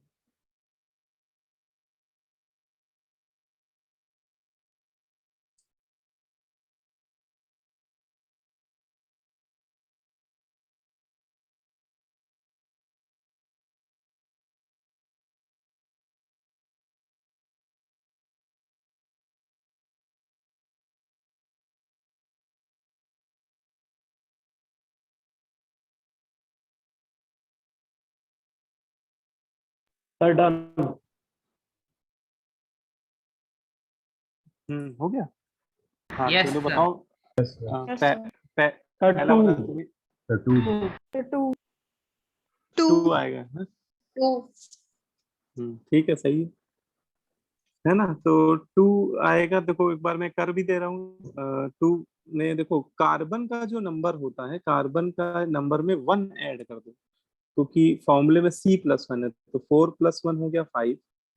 और हाइड्रोजन के नंबर में 2 से डिवाइड कर देना है, तो हाइड्रोजन के नंबर में 2 से डिवाइड कर देंगे तो 5 - 3 मतलब 2 आ गया।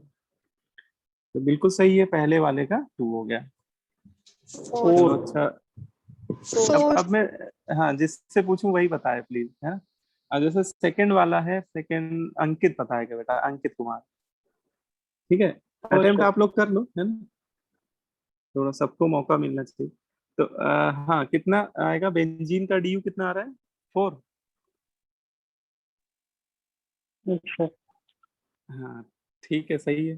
तो बेंजीन में कार्बन आपके 6 हैं, ठीक है, और 6 में एक ऐड कर दो 7, और हाइड्रोजन के नंबर में 2 से डिवाइड कर दो, 7 - 3, इसका मतलब डी कितना आ गया? 4 आ गया। सर ठीक ये है, H5 है थर्ड वाले में। हाँ थर्ड वाले में C5H5N है ना, दोनों 5। अब जैसे तीसरा वाला कौन बताए? गुरप्रीत बेटा बताओ तीसरा वाला।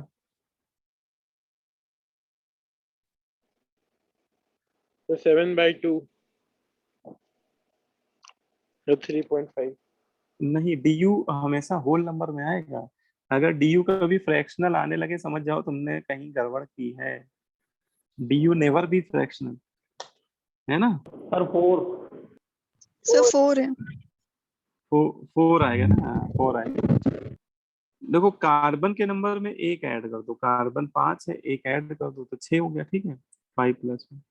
अब देखो हाइड्रोजन का नंबर 5, लेकिन देखो नाइट्रोजन का नंबर फॉर्मूले में होता है, लेकिन नाइट्रोजन का नंबर माइनस करना होता है, मतलब नाइट्रोजन कितने हैं उनको माइनस कर दीजिए, एक ही नाइट्रोजन है तो उसको माइनस कर दिए, फिर 2 से डिवाइड कीजिए, तो 6 - 4/2, तो 6 - 2 मतलब 4 आ गया, है ना, क्लियर। यस तो सर। फोर्थ वाला दीपिका तुम बता दो, दीपिका 4 3 वाला।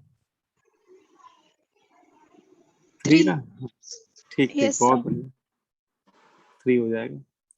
तो ये हो गया 4+1 5, 5 - 2, 5 - 2 कितना हो गया? 3 हो गया। तो इस तरह के कई बार आपको क्वेश्चन दिए जाएंगे जिसमें आपको मॉलिक्यूलर फॉर्मूला दिया जाएगा और डीयू पूछा जाएगा, तो आप सीधे फॉर्मूला, अगर मॉलिक्यूलर फॉर्मूला दिया हुआ है तो सीधे आप फॉर्मूला लगा देना, ठीक है। लेकिन इसमें एक दूसरा मेथड भी सजेस्ट किया जाता है, क्योंकि देखो क्वेश्चन कई बार आपको दो तरीके से पूछे जाते हैं। जैसे अभी मैंने बताया कि आपको मॉलिक्यूलर फॉर्मूला दे दिया, तो उस केस में फॉर्मूला लगाना ज्यादा बेहतर होगा हम लोग के लिए। लेकिन कई बार क्या होगा कि मॉलिक्यूलर फॉर्मूला नहीं दिया जाएगा, और फिर अच्छा कुछ तो दिया ही जाएगा, ऐसा तो है नहीं कुछ ना दे, कुछ तो क्वेश्चन में देगा ही। उस केस में फिर आपको बेटा स्ट्रक्चर दे देगा, आपको एक स्ट्रक्चर बना के दे देगा उस कंपाउंड का, और स्ट्रक्चर बना के दे देगा और बोलेगा कि अब बताओ इसका डीयू कितना है। तो देखो अगर स्ट्रक्चर बना के दे दिया है तो वहां पे दो ऑप्शन होते हैं। एक ऑप्शन होता है कि आपको पहले उस स्ट्रक्चर में सारे एटम बैलेंस कर लो, मतलब देख लो कि कहाँ पे कॉर्नर पे कार्बन बैठा दो, है ना, इस तरह से जैसे हम लोग शुरुआत में करते थे ना। और फिर काउंट कर लो कि कार्बन कितने हैं, हाइड्रोजन कितने हैं, ऑक्सीजन कितने हैं, और ऐसे काउंट करके उसका मॉलिक्यूलर फॉर्मूला लिख दो। तो एक तरीका तो है, लेकिन ये तरीका थोड़ा लेंदी पड़ता है, मतलब उसमें थोड़ा टाइम लगेगा, है ना। अगर उसमें थोड़ा डरावना सा स्ट्रक्चर, कई बार क्या होता है कि बड़ा कॉम्प्लिकेटेड स्ट्रक्चर दे देगा जानबूझ के, तो पता चला कि गिनने में ही कोई एक हाइड्रोजन अगर छूट गया गिनने में, तो फिर पूरी मेहनत बेकार हो जाएगी, आंसर गलत आने लगेगा। तो उसमें मैं काउंटिंग करने के लिए नहीं कहूंगा आपसे, उसके लिए मैं आपको एक दूसरा मेथड बताऊंगा, और ये बहुत अच्छा ट्रिकी मेथड है, मतलब बहुत ही शॉर्ट मतलब कि मेथड है। और कई बार तो आप आंसर ओरली दे दोगे, मतलब आप स्ट्रक्चर देख के बिना पेन चलाए आंसर दे दोगे, इतना आसान मेथड है ये। देखो इसमें 3 रूल है इस मेथड में। रूल नंबर 1 कहता है one double bond is equivalent to 1 D, है ना। मतलब पहला रूल बोलता है कि एक डबल बॉन्ड जो होता है वो एक डीयू के बराबर होता है, 1 double bond is equivalent to 1 D, है ना। ये रूल कह रहा है कि एक स्ट्रक्चर में एक डबल बॉन्ड एक डीयू के बराबर। अच्छा इसका मतलब अगर 2 डबल बॉन्ड है तो वो किसके इक्विवेलेंट होगा? 2 डीयू के इक्विवेलेंट होगा, है ना। और अगर है ना, अगर आपने काउंट किया उसमें 5 डबल बॉन्ड आ रहे हैं तो उसमें डी यू कितना हो जाएगा? 5 हो जाएगा। तो सीधी सी बात है, जितने डबल बॉन्ड होंगे उतना डी यू तो डबल बॉन्ड के रिस्पेक्ट में ही आ जाएगा, है ना। एक डबल बॉन्ड है, एक डी यू, 2 डबल बॉन्ड आपको दिख, अच्छा डबल बॉन्ड तो ऐसे ही दूर से दिख जाते हैं, है ना। तो जितने डबल बॉन्ड है, मान लो एक्स डबल बॉन्ड है, तो एक्स डी यू तो केवल डबल बॉन्ड के रिस्पेक्ट में आ जाएगा। फिर रूल नंबर 2 में बोलते हैं कि अगर उसमें ट्रिपल बॉन्ड भी मौजूद है, मान लो उस स्ट्रक्चर में ट्रिपल बॉन्ड भी है, तो एक ट्रिपल बॉन्ड 2 डीयू के इक्विवेलेंट होता है। मतलब एक ट्रिपल बॉन्ड अगर होता है तो 2 डीयू कंसीडर कर लेना है। वन डबल बॉन्ड के रिस्पेक्ट में 1 डीयू, लेकिन ट्रिपल बॉन्ड के रिस्पेक्ट में डबल होता है डीयू। अगर 2 ट्रिपल बॉन्ड है तो डीयू 4 हो जाएगा, है ना। अगर मान लो 6 ट्रिपल बॉन्ड है तो डीयू कितना हो जाएगा? 12। है ना। तो जितने भी ट्रिपल बॉन्ड रहेंगे उसमें 2 से मल्टीप्लाई कर देंगे। और अगर हाँ क्या करो बेटा? तो अगर सिंगल बॉन्ड हुआ तो सिंगल बॉन्ड के रिस्पेक्ट में डीयू 0 होता है, इसलिए कभी सिंगल बॉन्ड काउंट ही नहीं करते डीयू निकालते समय। सिंगल बॉन्ड को आप कभी देखिएगा ही नहीं। और हाँ, तीसरा रूल बोलता है कि वन रिंग मतलब साइकिल की वजह से डीयू आता है ना। वन रिंग और one cycle is also equivalent to 1 DU. मतलब एक रिंग और एक साइकिल, रिंग साइकिल एक ही बात है, रिंग बोलो चाहे साइकिल बोलो एक ही बात है। तो एक रिंग या एक साइकिल एक डीयू के ही इक्विवेलेंट होती है, ठीक है। अब जैसे देखो अभी ये मैंने एक एग्जांपल ले लिया बेंजीन, ठीक है, और आपसे बोला जा रहा है कि बेंजीन का डीयू बताइए। बेंजीन का स्ट्रक्चर आपको दे दिया गया है, तो इसमें आप देखो 3 डबल बॉन्ड दिख रहे हैं, तो 3 डबल बॉन्ड के रिस्पेक्ट में 3 डीयू तो डबल बॉन्ड के रिस्पेक्ट में आ गया। और एक पूरी साइकिल दिख रही है, तो एक साइकिल के रिस्पेक्ट में 1 डीयू आ गया। टोटल 3 + 1 किया तो 4 आ गया, है ना। और देखो अभी मैंने बेंजीन का ऊपर शायद निकाला भी था, है? ये देखो आप लोगों ने निकाला है, ये बेंजीन का डीयू आप लोगों ने निकाला है फॉर्मूले से भी 4 आ रहा है। और स्ट्रक्चर से देखा तो स्ट्रक्चर से भी 4 आएगा। भाई डीयू तो चाहे किसी भी मेथड से निकालो, वो तो एक मॉलिक्यूल का एक कांस्टेंट वैल्यू ही होगा, है ना। बोलो, बात समझ में आई? यस। अच्छा, तो ये वाला जैसे आप लोग को ही बताना है मुझे। इसमें आपको कुछ स्ट्रक्चर दे दिए हैं, इसमें आपको डीयू बताना है इनका। Find the degree of unsaturation of following compound. जैसे 6 डीयू। ये पहला वाले है कि बताओ कितना डी होगा, फर्स्ट वाले का। 6। 5। नहीं, सही से काउंट करो भाई। डबल बॉन्ड बताओ कितने इसमें?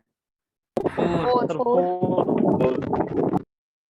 तो 4 डीयू तो डबल बॉन्ड के रिस्पेक्ट में होगा। अच्छा, रिंग कितनी दिख रही है? 2 रिंग। वो सर 6 आ गया, ठीक है ना। ये बहुत सिंपल मेथड है ना।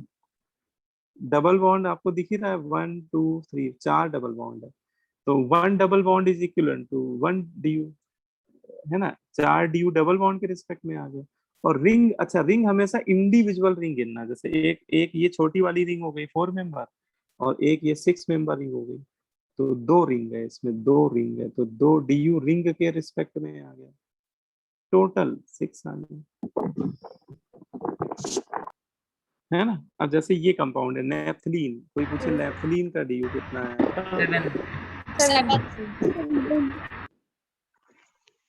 7 ना, हाँ। 5 डीयू उसमें डबल बॉन्ड के रिस्पेक्ट में आ जाएगा, और 2 रिंग है, 2 साइकिल है इसमें, तो 2 मतलब 2 डीयू साइकिल के रिस्पेक्ट में आ जाएगा, टोटल 7 हो गया, ठीक है। अच्छा, ये वाला आप ही लोगों को बताना है, मैं नहीं बताऊंगा, है ना। आराम से करो, कोई जल्दीबाजी नहीं करना कोई, ठीक है।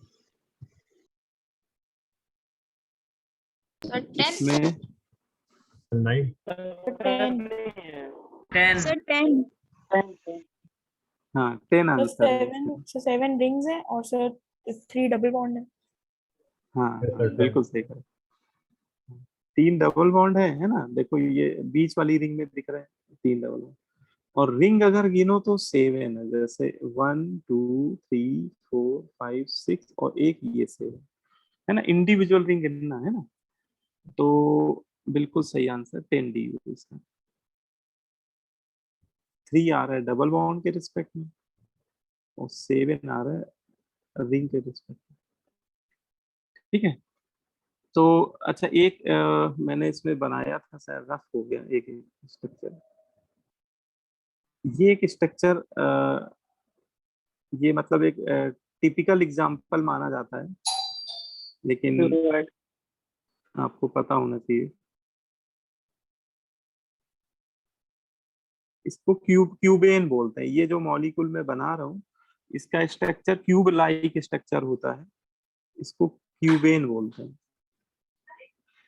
तो अगर आपसे क्यूब का अब डीयू क्यूबेन का डीयू पूछा जाए तो बताओ क्या होगा? सर 6 तो 6 6 इसमें क्या है कि सावधानी हटी दुर्घटना घटी वाला एग्जांपल है ये। सर 0 3 नहीं बेटा, 0 तो नहीं होगा। 3 तो 6 साइड्स होते हैं। 3 साइकिल्स। चलो मैं ऑप्शन दे देता हूँ, ऑब्जेक्टिव क्वेश्चन के फॉर्म में करते हैं। ए ऑप्शन में 0, बी ऑप्शन में 6, सी ऑप्शन में 5, डी ऑप्शन में 7। कभी 6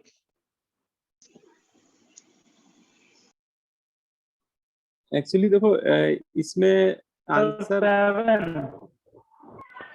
7 ना तो 6 सही है ना तो 7 सही है, सर, आंसर है 5 5 5 था। है ना, इसका DU 5 आता है। अब देखो इसमें क्या गड़बड़ क्या हो रही है, मतलब देखो इसमें कोई भी बच्चा करता है फर्स्ट टाइम जब करता है तो आंसर गड़बड़ होकर दे देता है वो, क्योंकि देखो वो क्या करता है कि वो फेस गिनने लगता है ना। क्यूब में फेस आप गिनोगे तो 6 आएंगी बेटा, क्यूब में no doubt number of faces 6 होती है क्यूब में, है ना। लेकिन बेटा नंबर ऑफ फेसेस और नंबर ऑफ साइकिल,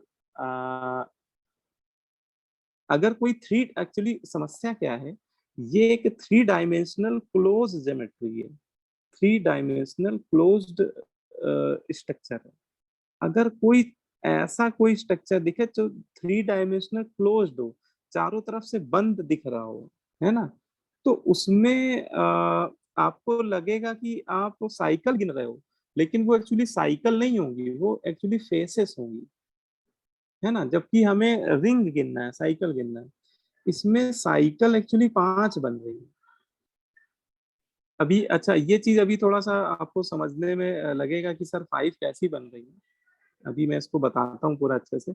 इस पहले मैं क्या करता हूँ, मैं इसका मॉलिक्यूलर फॉर्मूला चलो लिख के बताता हूँ, मैं पहले वाले मेथड से पहले करता हूँ। कभी आपको बहुत टिपिकल टाइप का स्ट्रक्चर दे दिया जाए तो आप मेथड नंबर 1 से करना, मेथड नंबर 1 से कभी आंसर गलत नहीं होगा, है ना। जैसे इसमें आप देखो 8 कॉर्नर है, तो हर एक कॉर्नर पे कार्बन ही तो बैठा होगा, तो एक कार्बन बैठा दो। अच्छा हर एक कॉर्नर पे हर एक कार्बन की कितनी वैलेंसी इस समय दिख रही है? 3 अच्छा तो है ना 3 दिख रही, मतलब सब पे कितने हाइड्रोजन बैठे होंगे, हर एक कार्बन पे कितने हाइड्रोजन होंगे? 1 है ना, मतलब हर एक कार्बन पे एक एक H कनेक्टेड कर दिया मैंने, ये बैठा दिया। तो बताओ इसका मॉलिक्यूलर फॉर्मूला क्या आया? इसका मॉलिक्यूलर फॉर्मूला आया C8H8। बोलो भाई। 8 कार्बन है ना, 8 कार्बन और हर कार्बन पे एक ही तो हाइड्रोजन होगा, है ना, क्योंकि 3 वैलेंसी तो पहले ही कार्बन से कनेक्ट है। तो अब इसमें जरा DU वाला फॉर्मूला लगा दो, 8 + 1 सर 5 सर 5 है ना। तो अब देखो बिल्कुल सही आ रहा है भाई, ठीक है। तो एक तो तरीका ये हो गया कि आप इससे कर दिया, या फिर आपको अभी ये बात थोड़ी कम हजम हो रही होगी कि सर इसमें रिंग 5 कैसे आ रही है। सर इसका एसपी क्या आएगा? है क्या कह रहे बेटा? हाइब्रिडाइजेशन। हाइब्रिडाइजेशन। हाइब्रिडाइजेशन इसमें सारे कार्बन सिंगल बॉन्ड से कनेक्टेड है तो sp3 हो जाएंगे। All carbon are sp3 hybridize. ठीक है।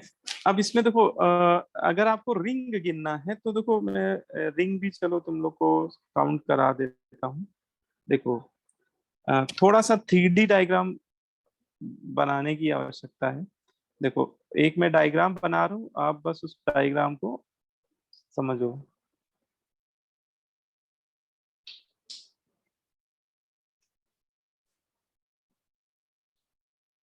है ना।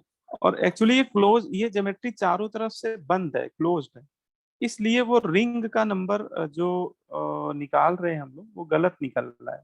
मतलब वैसे हम लोग को लग रहा है कि इसमें कितनी रिंग है ना, 6 लग रहा है जब, है ना, और जबकि रिंग इसमें है 5 ही रिंग है। तो थोड़ा सा उसको मैं समझ जाओगे तुम लोग इसमें। देख जैसे मैंने इतना, ये एक ज्योमेट्री, एक ये स्ट्रक्चर बनाया, इस स्ट्रक्चर में बताओ कितनी रिंग दिख रही है, नंबर ऑफ रिंग कितनी है? सर 1। 1 है ना। इस ज्योमेट्री में अभी एक ही रिंग है, ये पूरा एक ही रिंग है। ठीक है। अच्छा बिल्कुल सही बेटा। अब बताओ, मैंने यहाँ से 20 से कट कर दिया, अब बताओ कितनी रिंग है? 2 2 है ना, 2 रिंग है। एक ये हो गई और एक ये हो गई, 2 रिंग हो गई, एक 2 रिंग हो गई। अच्छा इधर से भी चलो मैंने इन दोनों को ज्वाइन कर दिया, इन दो कॉर्नर को, अब कितनी रिंग हो गई? 3 हो गए। अब कितनी हो गई? 4 4 हाँ अब कितनी हो गई?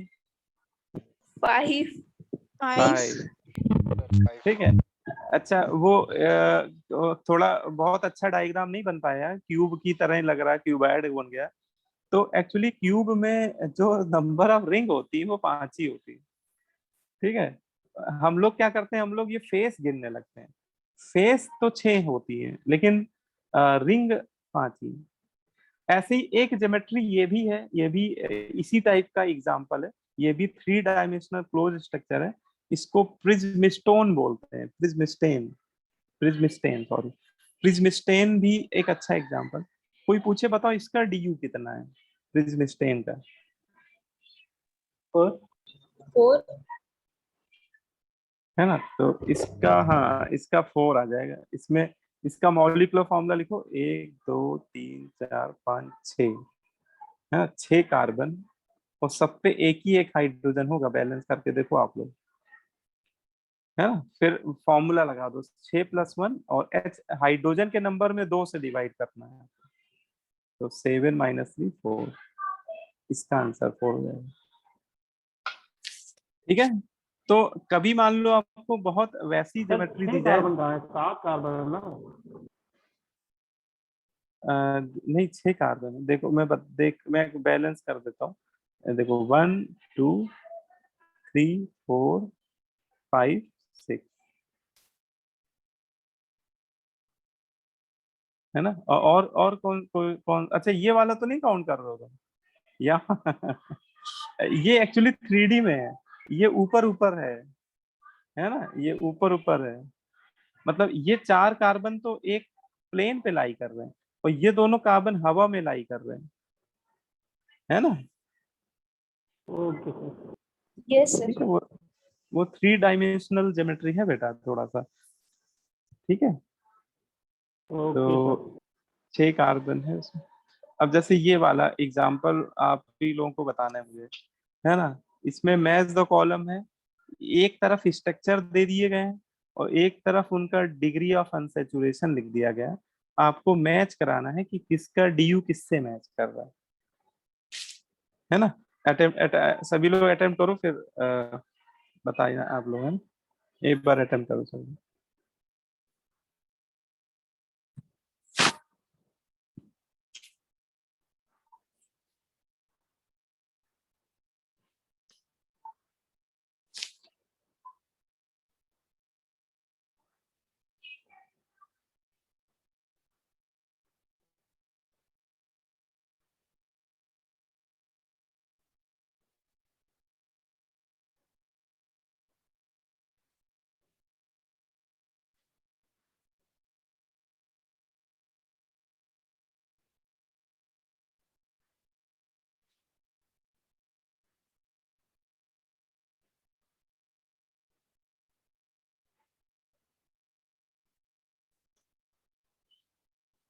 हो गया अटेम्प्ट हो गया?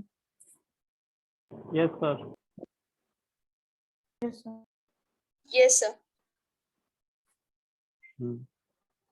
चलो फिर बताओ, रोल नंबर 1 बताओ। चलो आदर्श कुमार बताओ, इसका कितना आ रहा है DU फर्स्ट वाले का?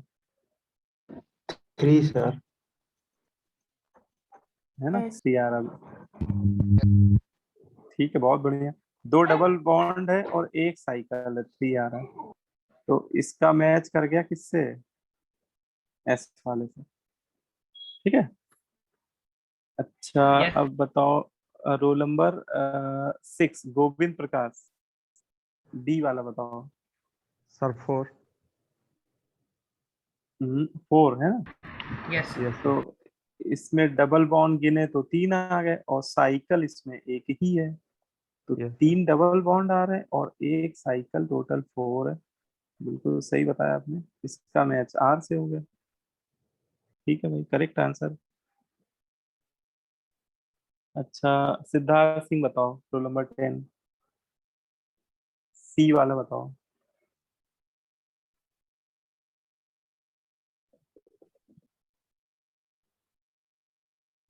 है ना, डबल बॉन्ड गिन लो और साइकिल गिन लो, ट्रिपल बॉन्ड दिख ही नहीं रहा है किसी में।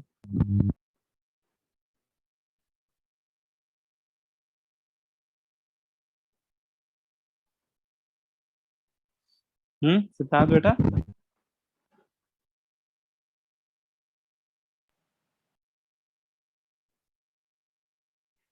अच्छा, सृजान तुम बता दो। सर So मेरी 5. वॉइस आ रही है? हाँ, अब आई, अब आई, अब आई बेटा। सर पता नहीं क्या हो गया था इसमें, मैं ये इसको कर रहा था, म्यूट ही नहीं हो रहा था। So 5 होगा Q. हाँ, अब तो आ रही। तो कितना होगा इसका आंसर C वाले का? सर 5। So yes 5. 5 है ना, ठीक है। तो इसमें देखो 3 डबल बॉन्ड है और 2 साइकिल है, बिल्कुल सही। 3 + 2 5 हो जाएगा। अब लास्ट वाला तो अंडरस्टूड है है ना? वही एक बच रहा है ना? वैसे रूल से भी कर लो तो 1 डबल बॉन्ड और 1 साइकिल, 2 आएगा। ठीक है, तो ये वाला मेथड बहुत बढ़िया है, लेकिन इसके लिए बस ये है कि स्ट्रक्चर आपको दिया होना चाहिए। स्ट्रक्चर को देख के ही फिर हम लोग बता पाएंगे। तो स्ट्रक्चर अगर दिया जाए तो आप डायरेक्ट कर सकते हो, है ना? सर सर एक बार जैसे लास्ट वाला कॉम्बिनेशन भी कर दीजिए। सर हाँ वो जो क्लासिफिकेशन था उसमें सर आपने लास्ट वाला नहीं पढ़ाया अभी तक। हाँ, अच्छा अच्छा, हाँ, वो अभी बता रहा हूँ अभी, है ना? अभी मुझे याद है वो चीज बताना है। तो इसमें किसी को तो डाउट नहीं है इस वाले में? सर क्लियर हो गया? सर एक बार फॉर्मूले से बता दीजिए लास्ट वाला। अच्छा, फॉर्मूले से देखो, फॉर्मूले से बैलेंस करना पड़ेगा आपको। ठीक है, इसको अलग से मैं बना देता हूँ। देखो, इसको बैलेंस कर लो। इसमें देखो, ये तो इतना पार्ट तो दिख ही रहा है हम लोग को बैलेंस। रिंग वाला और बैलेंस कर लो। देखो, रिंग में 3 कॉर्नर पे कार्बन होता है, तो 3 कार्बन बैठा दो। अच्छा, इस कार्बन पे 2 हाइड्रोजन होंगे, है ना? इस कार्बन पे भी 2 हाइड्रोजन होंगे क्योंकि 2 ही बॉन्ड बना रहा है। लेकिन इस कार्बन पे बताओ कितने एक हाइड्रोजन होंगे? एक हाँ, इस पे 1 होगा। तो अब देखो जरा, इसमें टोटल मुझे बताओ कितने कार्बन होंगे, काउंट करके बताओ। 1 2 सर 3 4 6। 5 6, है ना? 6 कार्बन हो गए। अब हाइड्रोजन ऐसे ही काउंट कर डालो टोटल। 2 1 3 हो गया, 2 5 सर हो गया, 12। 6 2 8 और 10, 10 ही तो आ रहे, 12। है ना? Hydrogen Yes. काउंट करो।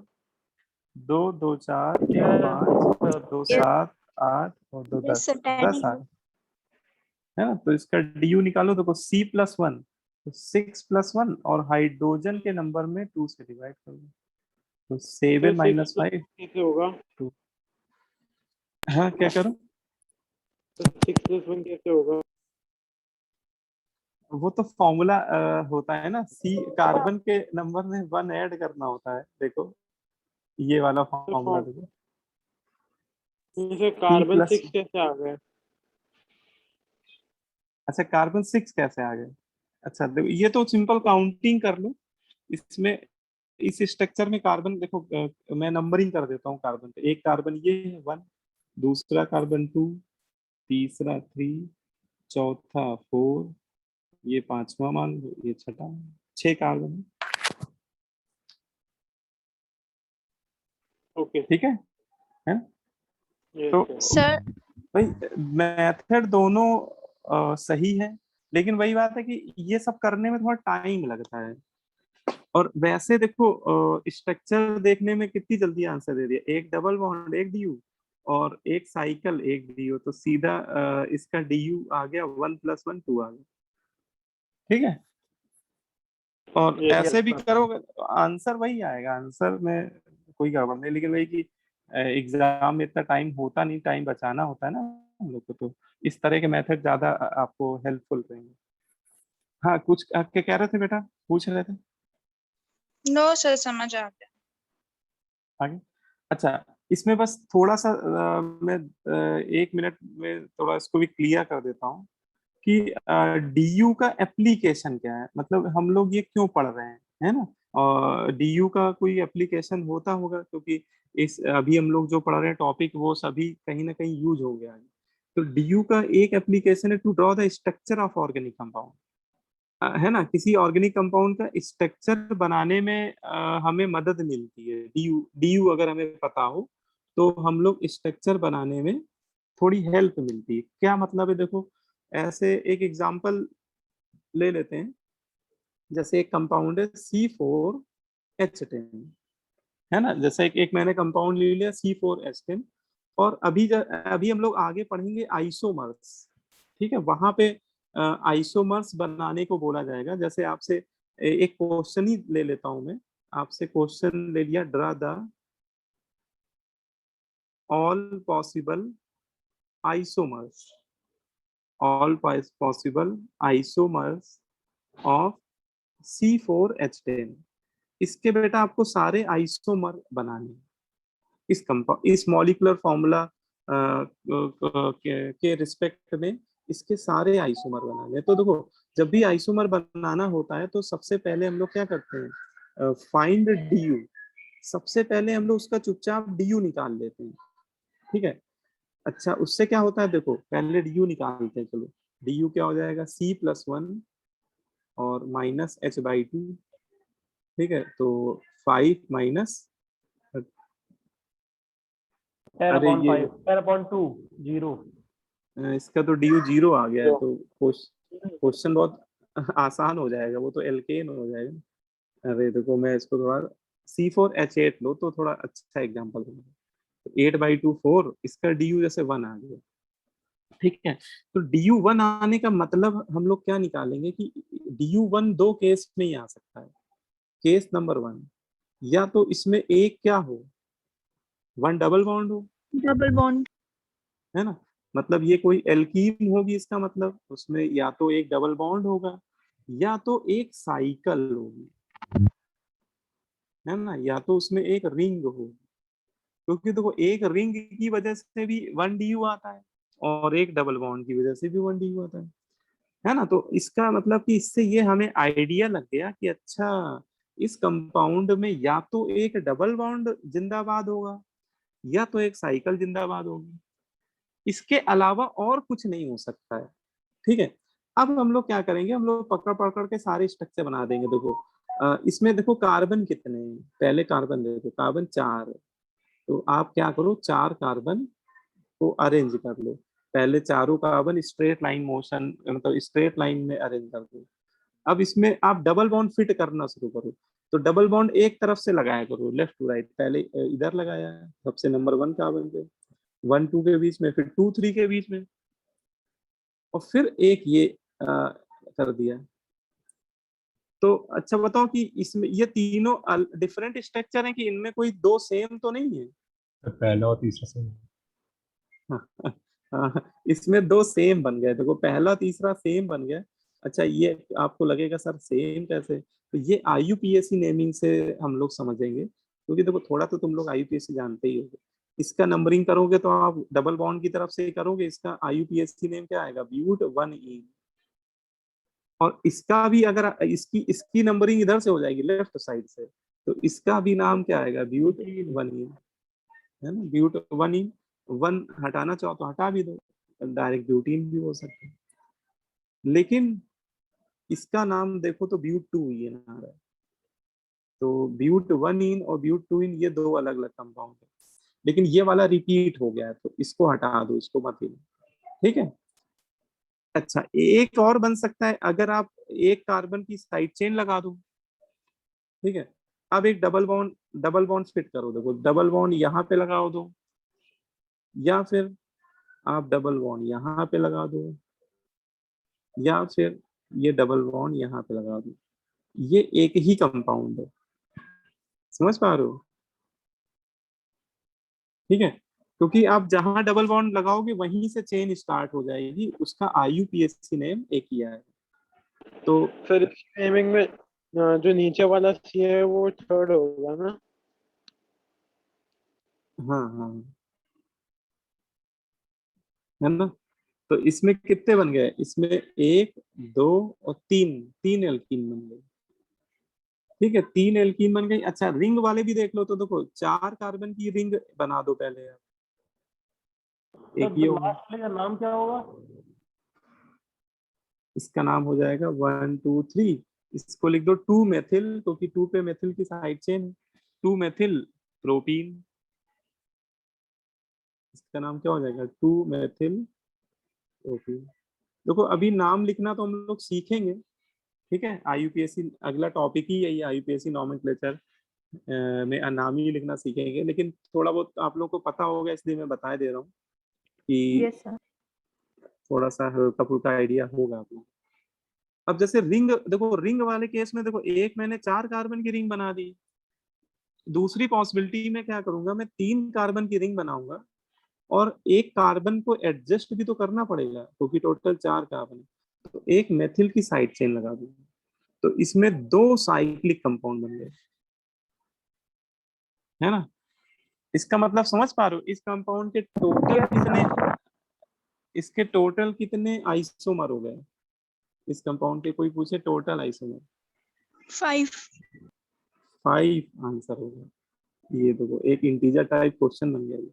तो देखो मतलब मैंने आपको यहाँ पे एक एप्लीकेशन बताया है DU का, कि DU का एप्लीकेशन क्या है। अभी आप लोग ये हेडेक मत लो कि सर हमें इसका नाम नहीं लिखना आता है, अभी ये सब अभी ये एक्चुअली जो चीज है ये अभी हम लोग आगे पढ़ेंगे, IUPAC नेमिंग वगैरह सब पढ़ेंगे, है ना, आइसोमेरिज्म भी आगे ही पढ़ेंगे। बस मैंने एक आपको बस एक एग्जांपल से ये बताया है कि DU का आगे बहुत बड़ा रोल आपको देखने को मिलेगा। जब आप आइसोमर्स बना रहे होगे तो DU निकालते ही आपका क्वेश्चन बहुत जल्दी सॉल्व हो जाएगा, ठीक है। इसलिए DU इसमें 5 देखो कैसे हुआ, एक तो ये हो गया एल्कीन, 2 ये हो गया, ये तो बेटा कॉमन हो गया तो हटा दो, एक कंपाउंड को एक ही बार गिनेंगे, और 3 तो 3 तो ये हो गया बेटा एल्कीन, और 2 साइक्लिक कंपाउंड हो गए, है ना, तो 3 + 2 कितना हो गया 5। ओके, तो हम लोग को सब सारे गिनने पड़ेंगे कितने? हाँ वो क्वेश्चन ने पूछा था ना, ऑल पॉसिबल आइसोमर, इसके सारे स्ट्रक्चरल आइसोमर बताने थे, तो इसके जितने भी बन सकते थे सारे गिनने थे हमें, है ना। सर क्लास 10th में आइसोमर याद करने 15-20 पड़ते थे कि आइसोमर इसका सब बनाने पड़ेंगे। देंगे। हाँ क्या कह रहा हूँ सर कहीं किसी के 15-20 आइसोमर हो तो क्या सब बनाने पड़ेंगे? देखो आप लोगों को जो क्वेश्चन पूछे जाएंगे वो ऐसे मॉलिक्यूल के आइसोमर पूछे जाएंगे जिसका आंसर 10 या 10 से कम हो, मतलब इतना कॉम्प्लिकेटेड क्वेश्चन नहीं पूछा जाएगा कि 15 आइसोमर आ रहे हैं, नहीं तो बच्चा बना बना के परेशान हो जाएगा, है ना। तो आपसे मतलब जेई लेवल पे जो क्वेश्चन पूछे जाते हैं वो आपको बेटा ऐसे ही इस मॉलिक्यूल के आइसोमर पूछे जाएंगे जिसका आंसर मैक्सिमम 10 हो, मतलब 10 भी मैक्सिमम हो, या 10 से कम वाले ज्यादातर पूछे हैं, है ना। तो 10 से कम मतलब बनाने में कोई दिक्कत नहीं है। अभी तो आपको लग रहा है कि नहीं बना पाओगे या आपको टफ लग रहा होगा, लेकिन जब आप प्रैक्टिस करने बैठोगे ना तो आप सब बना डालोगे। अभी थोड़ा सा ये है कि प्रैक्टिस जब आप लोग को हो जाएगी, आगे जैसे जैसे बढ़ोगे आप लोग, तो आपको यही चीज बहुत आसान लगने लगेगी। ठीक है, तो उसमें आप ओके सर। टेंशन मत लो, बिल्कुल कहने का सही। तो डीयू समझ में आ गया। अभी खैर देखो, आइसोमर हमारा टॉपिक नहीं है अभी। आइसोमर ये टॉपिक तो अभी आगे आएगा, लेकिन मैंने आपको बस एक एप्लीकेशन बताया है। अभी बस आपको प्रैक्टिस करनी है डीयू निकालने कैसे, है ना। ये फॉर्मूला जैसे मैंने बताया ये आप लोग याद कर लो, और ये वाला एप्लीकेशन, है ना। अच्छा, एक क्लासिफिकेशन में वो मैं बता देता हूँ, वो छोटा सा पॉइंट है जल्दी से, तो वो भी कंप्लीट ही हो जाएगा। हाँ देखो, इसमें जो एरोमेटिक कंपाउंड है, एरोमेटिक कंपाउंड को दो क्लास में फर्दर क्लासिफाई करते हैं, बेंजोनाइड एंड नॉन बेंजोनाइड, है ना। यही वाला रह रहा है मेरे ख्याल से, यस है ना। देखो ये बहुत आसान है, इसमें कोई ऐसा ही नहीं कि कोई बात ना समझ आए। इसके नाम से ही समझो, बेंजोनाइड, इसके नाम में बेंजीन वर्ड छुपा हुआ है। बेंजोनाइड मतलब benzene containing structures. Benzenoid actually बोलते हैं किसको है, benzene ring containing structure are called benzenoid. अगर कोई भी ऐसा स्ट्रक्चर दिखे जिसमें आपको एक भी बेंजीन रिंग दिखे, बेंजीन तो सब लोग पहचानते ही होंगे, 6 कार्बन की रिंग और 3 डबल बॉन्ड। अगर आपके कंपाउंड में ये बेंजीन दिख रही है तो वो कंपाउंड आपका बेंजोनॉइड हो जाएगा। अगर बेंजीन नहीं दिख रही है और उसके बाद भी वो एरोमेटिक है तो वो नॉन बेंजोनाइड हो जाएगा।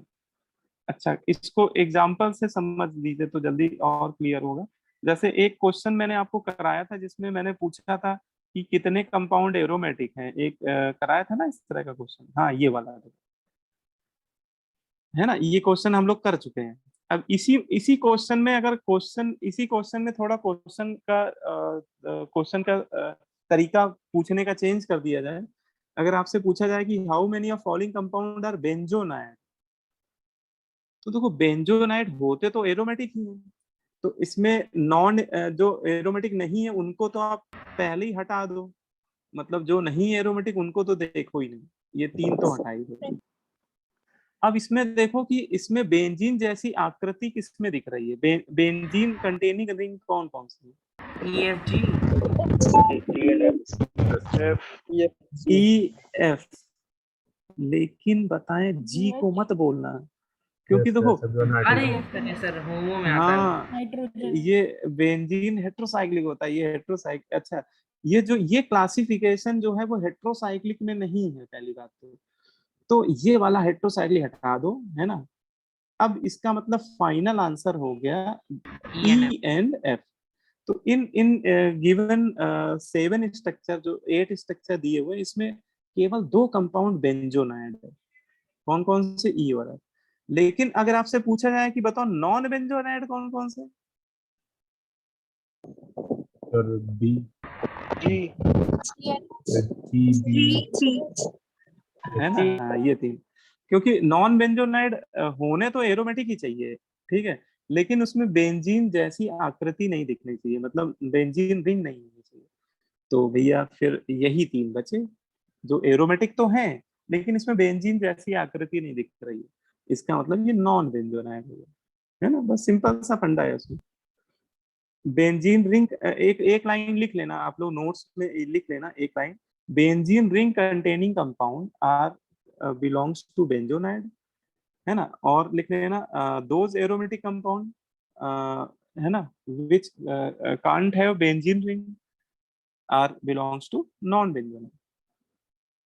ठीक है, यस सर तो ये तुम लोग का हो गया। अब देखो अगली क्लास में आज मैं एक वर्कशीट तुम लोग को भेज दूंगा, वो आप लोग करिएगा, है ना। और होमवर्क में आप लोग ऑर्गेनिक की डीपीपी 1 और 2, अभी आपको 2 डीपीपी कर लेनी है, ठीक है। हाँ, और सीट में सेक्शन ए कर लेना है, ऑर्गेनिक की सीट जो है ना उसमें सेक्शन ए कर लेना। अच्छा, ये मैं अगली क्लास में पढ़ाऊंगा। IUPAC नोमेनक्लेचर में अगली क्लास से स्टार्ट करूंगा, अभी आज इतना टाइम नहीं है, तो अगली क्लास से ही करेंगे हम लोग, ठीक है। अच्छा, कल का टाइमिंग में तुम लोग मुझे बता देना, मैं RT सर, मैथ्स में सर जो भी रखें बता देना, मैं आगे पीछे देख के रख लूंगा टाइम उस हिसाब से, ठीक है। और उसमें मैं ITC पढ़ाऊंगा, मतलब जो पुराने बच्चे हैं वो उनके लिए छुट्टी है, मतलब वो लोग क्या करोगे ज्वाइन करके, है ना। जो नए बच्चे हैं उनके लिए वो क्लास, ठीक है। हाँ, कुछ कह रहे थे, हाँ कुछ बेटा कुछ सर मैं ये पूछ बोल रहा रहा था। था कि सर इसके निमोनिक्स नहीं बन सकते हैं सर, जो फॉर्मूलाज हैं आसान हो कि- सर याद करने में, किस किस फॉर्मूले के?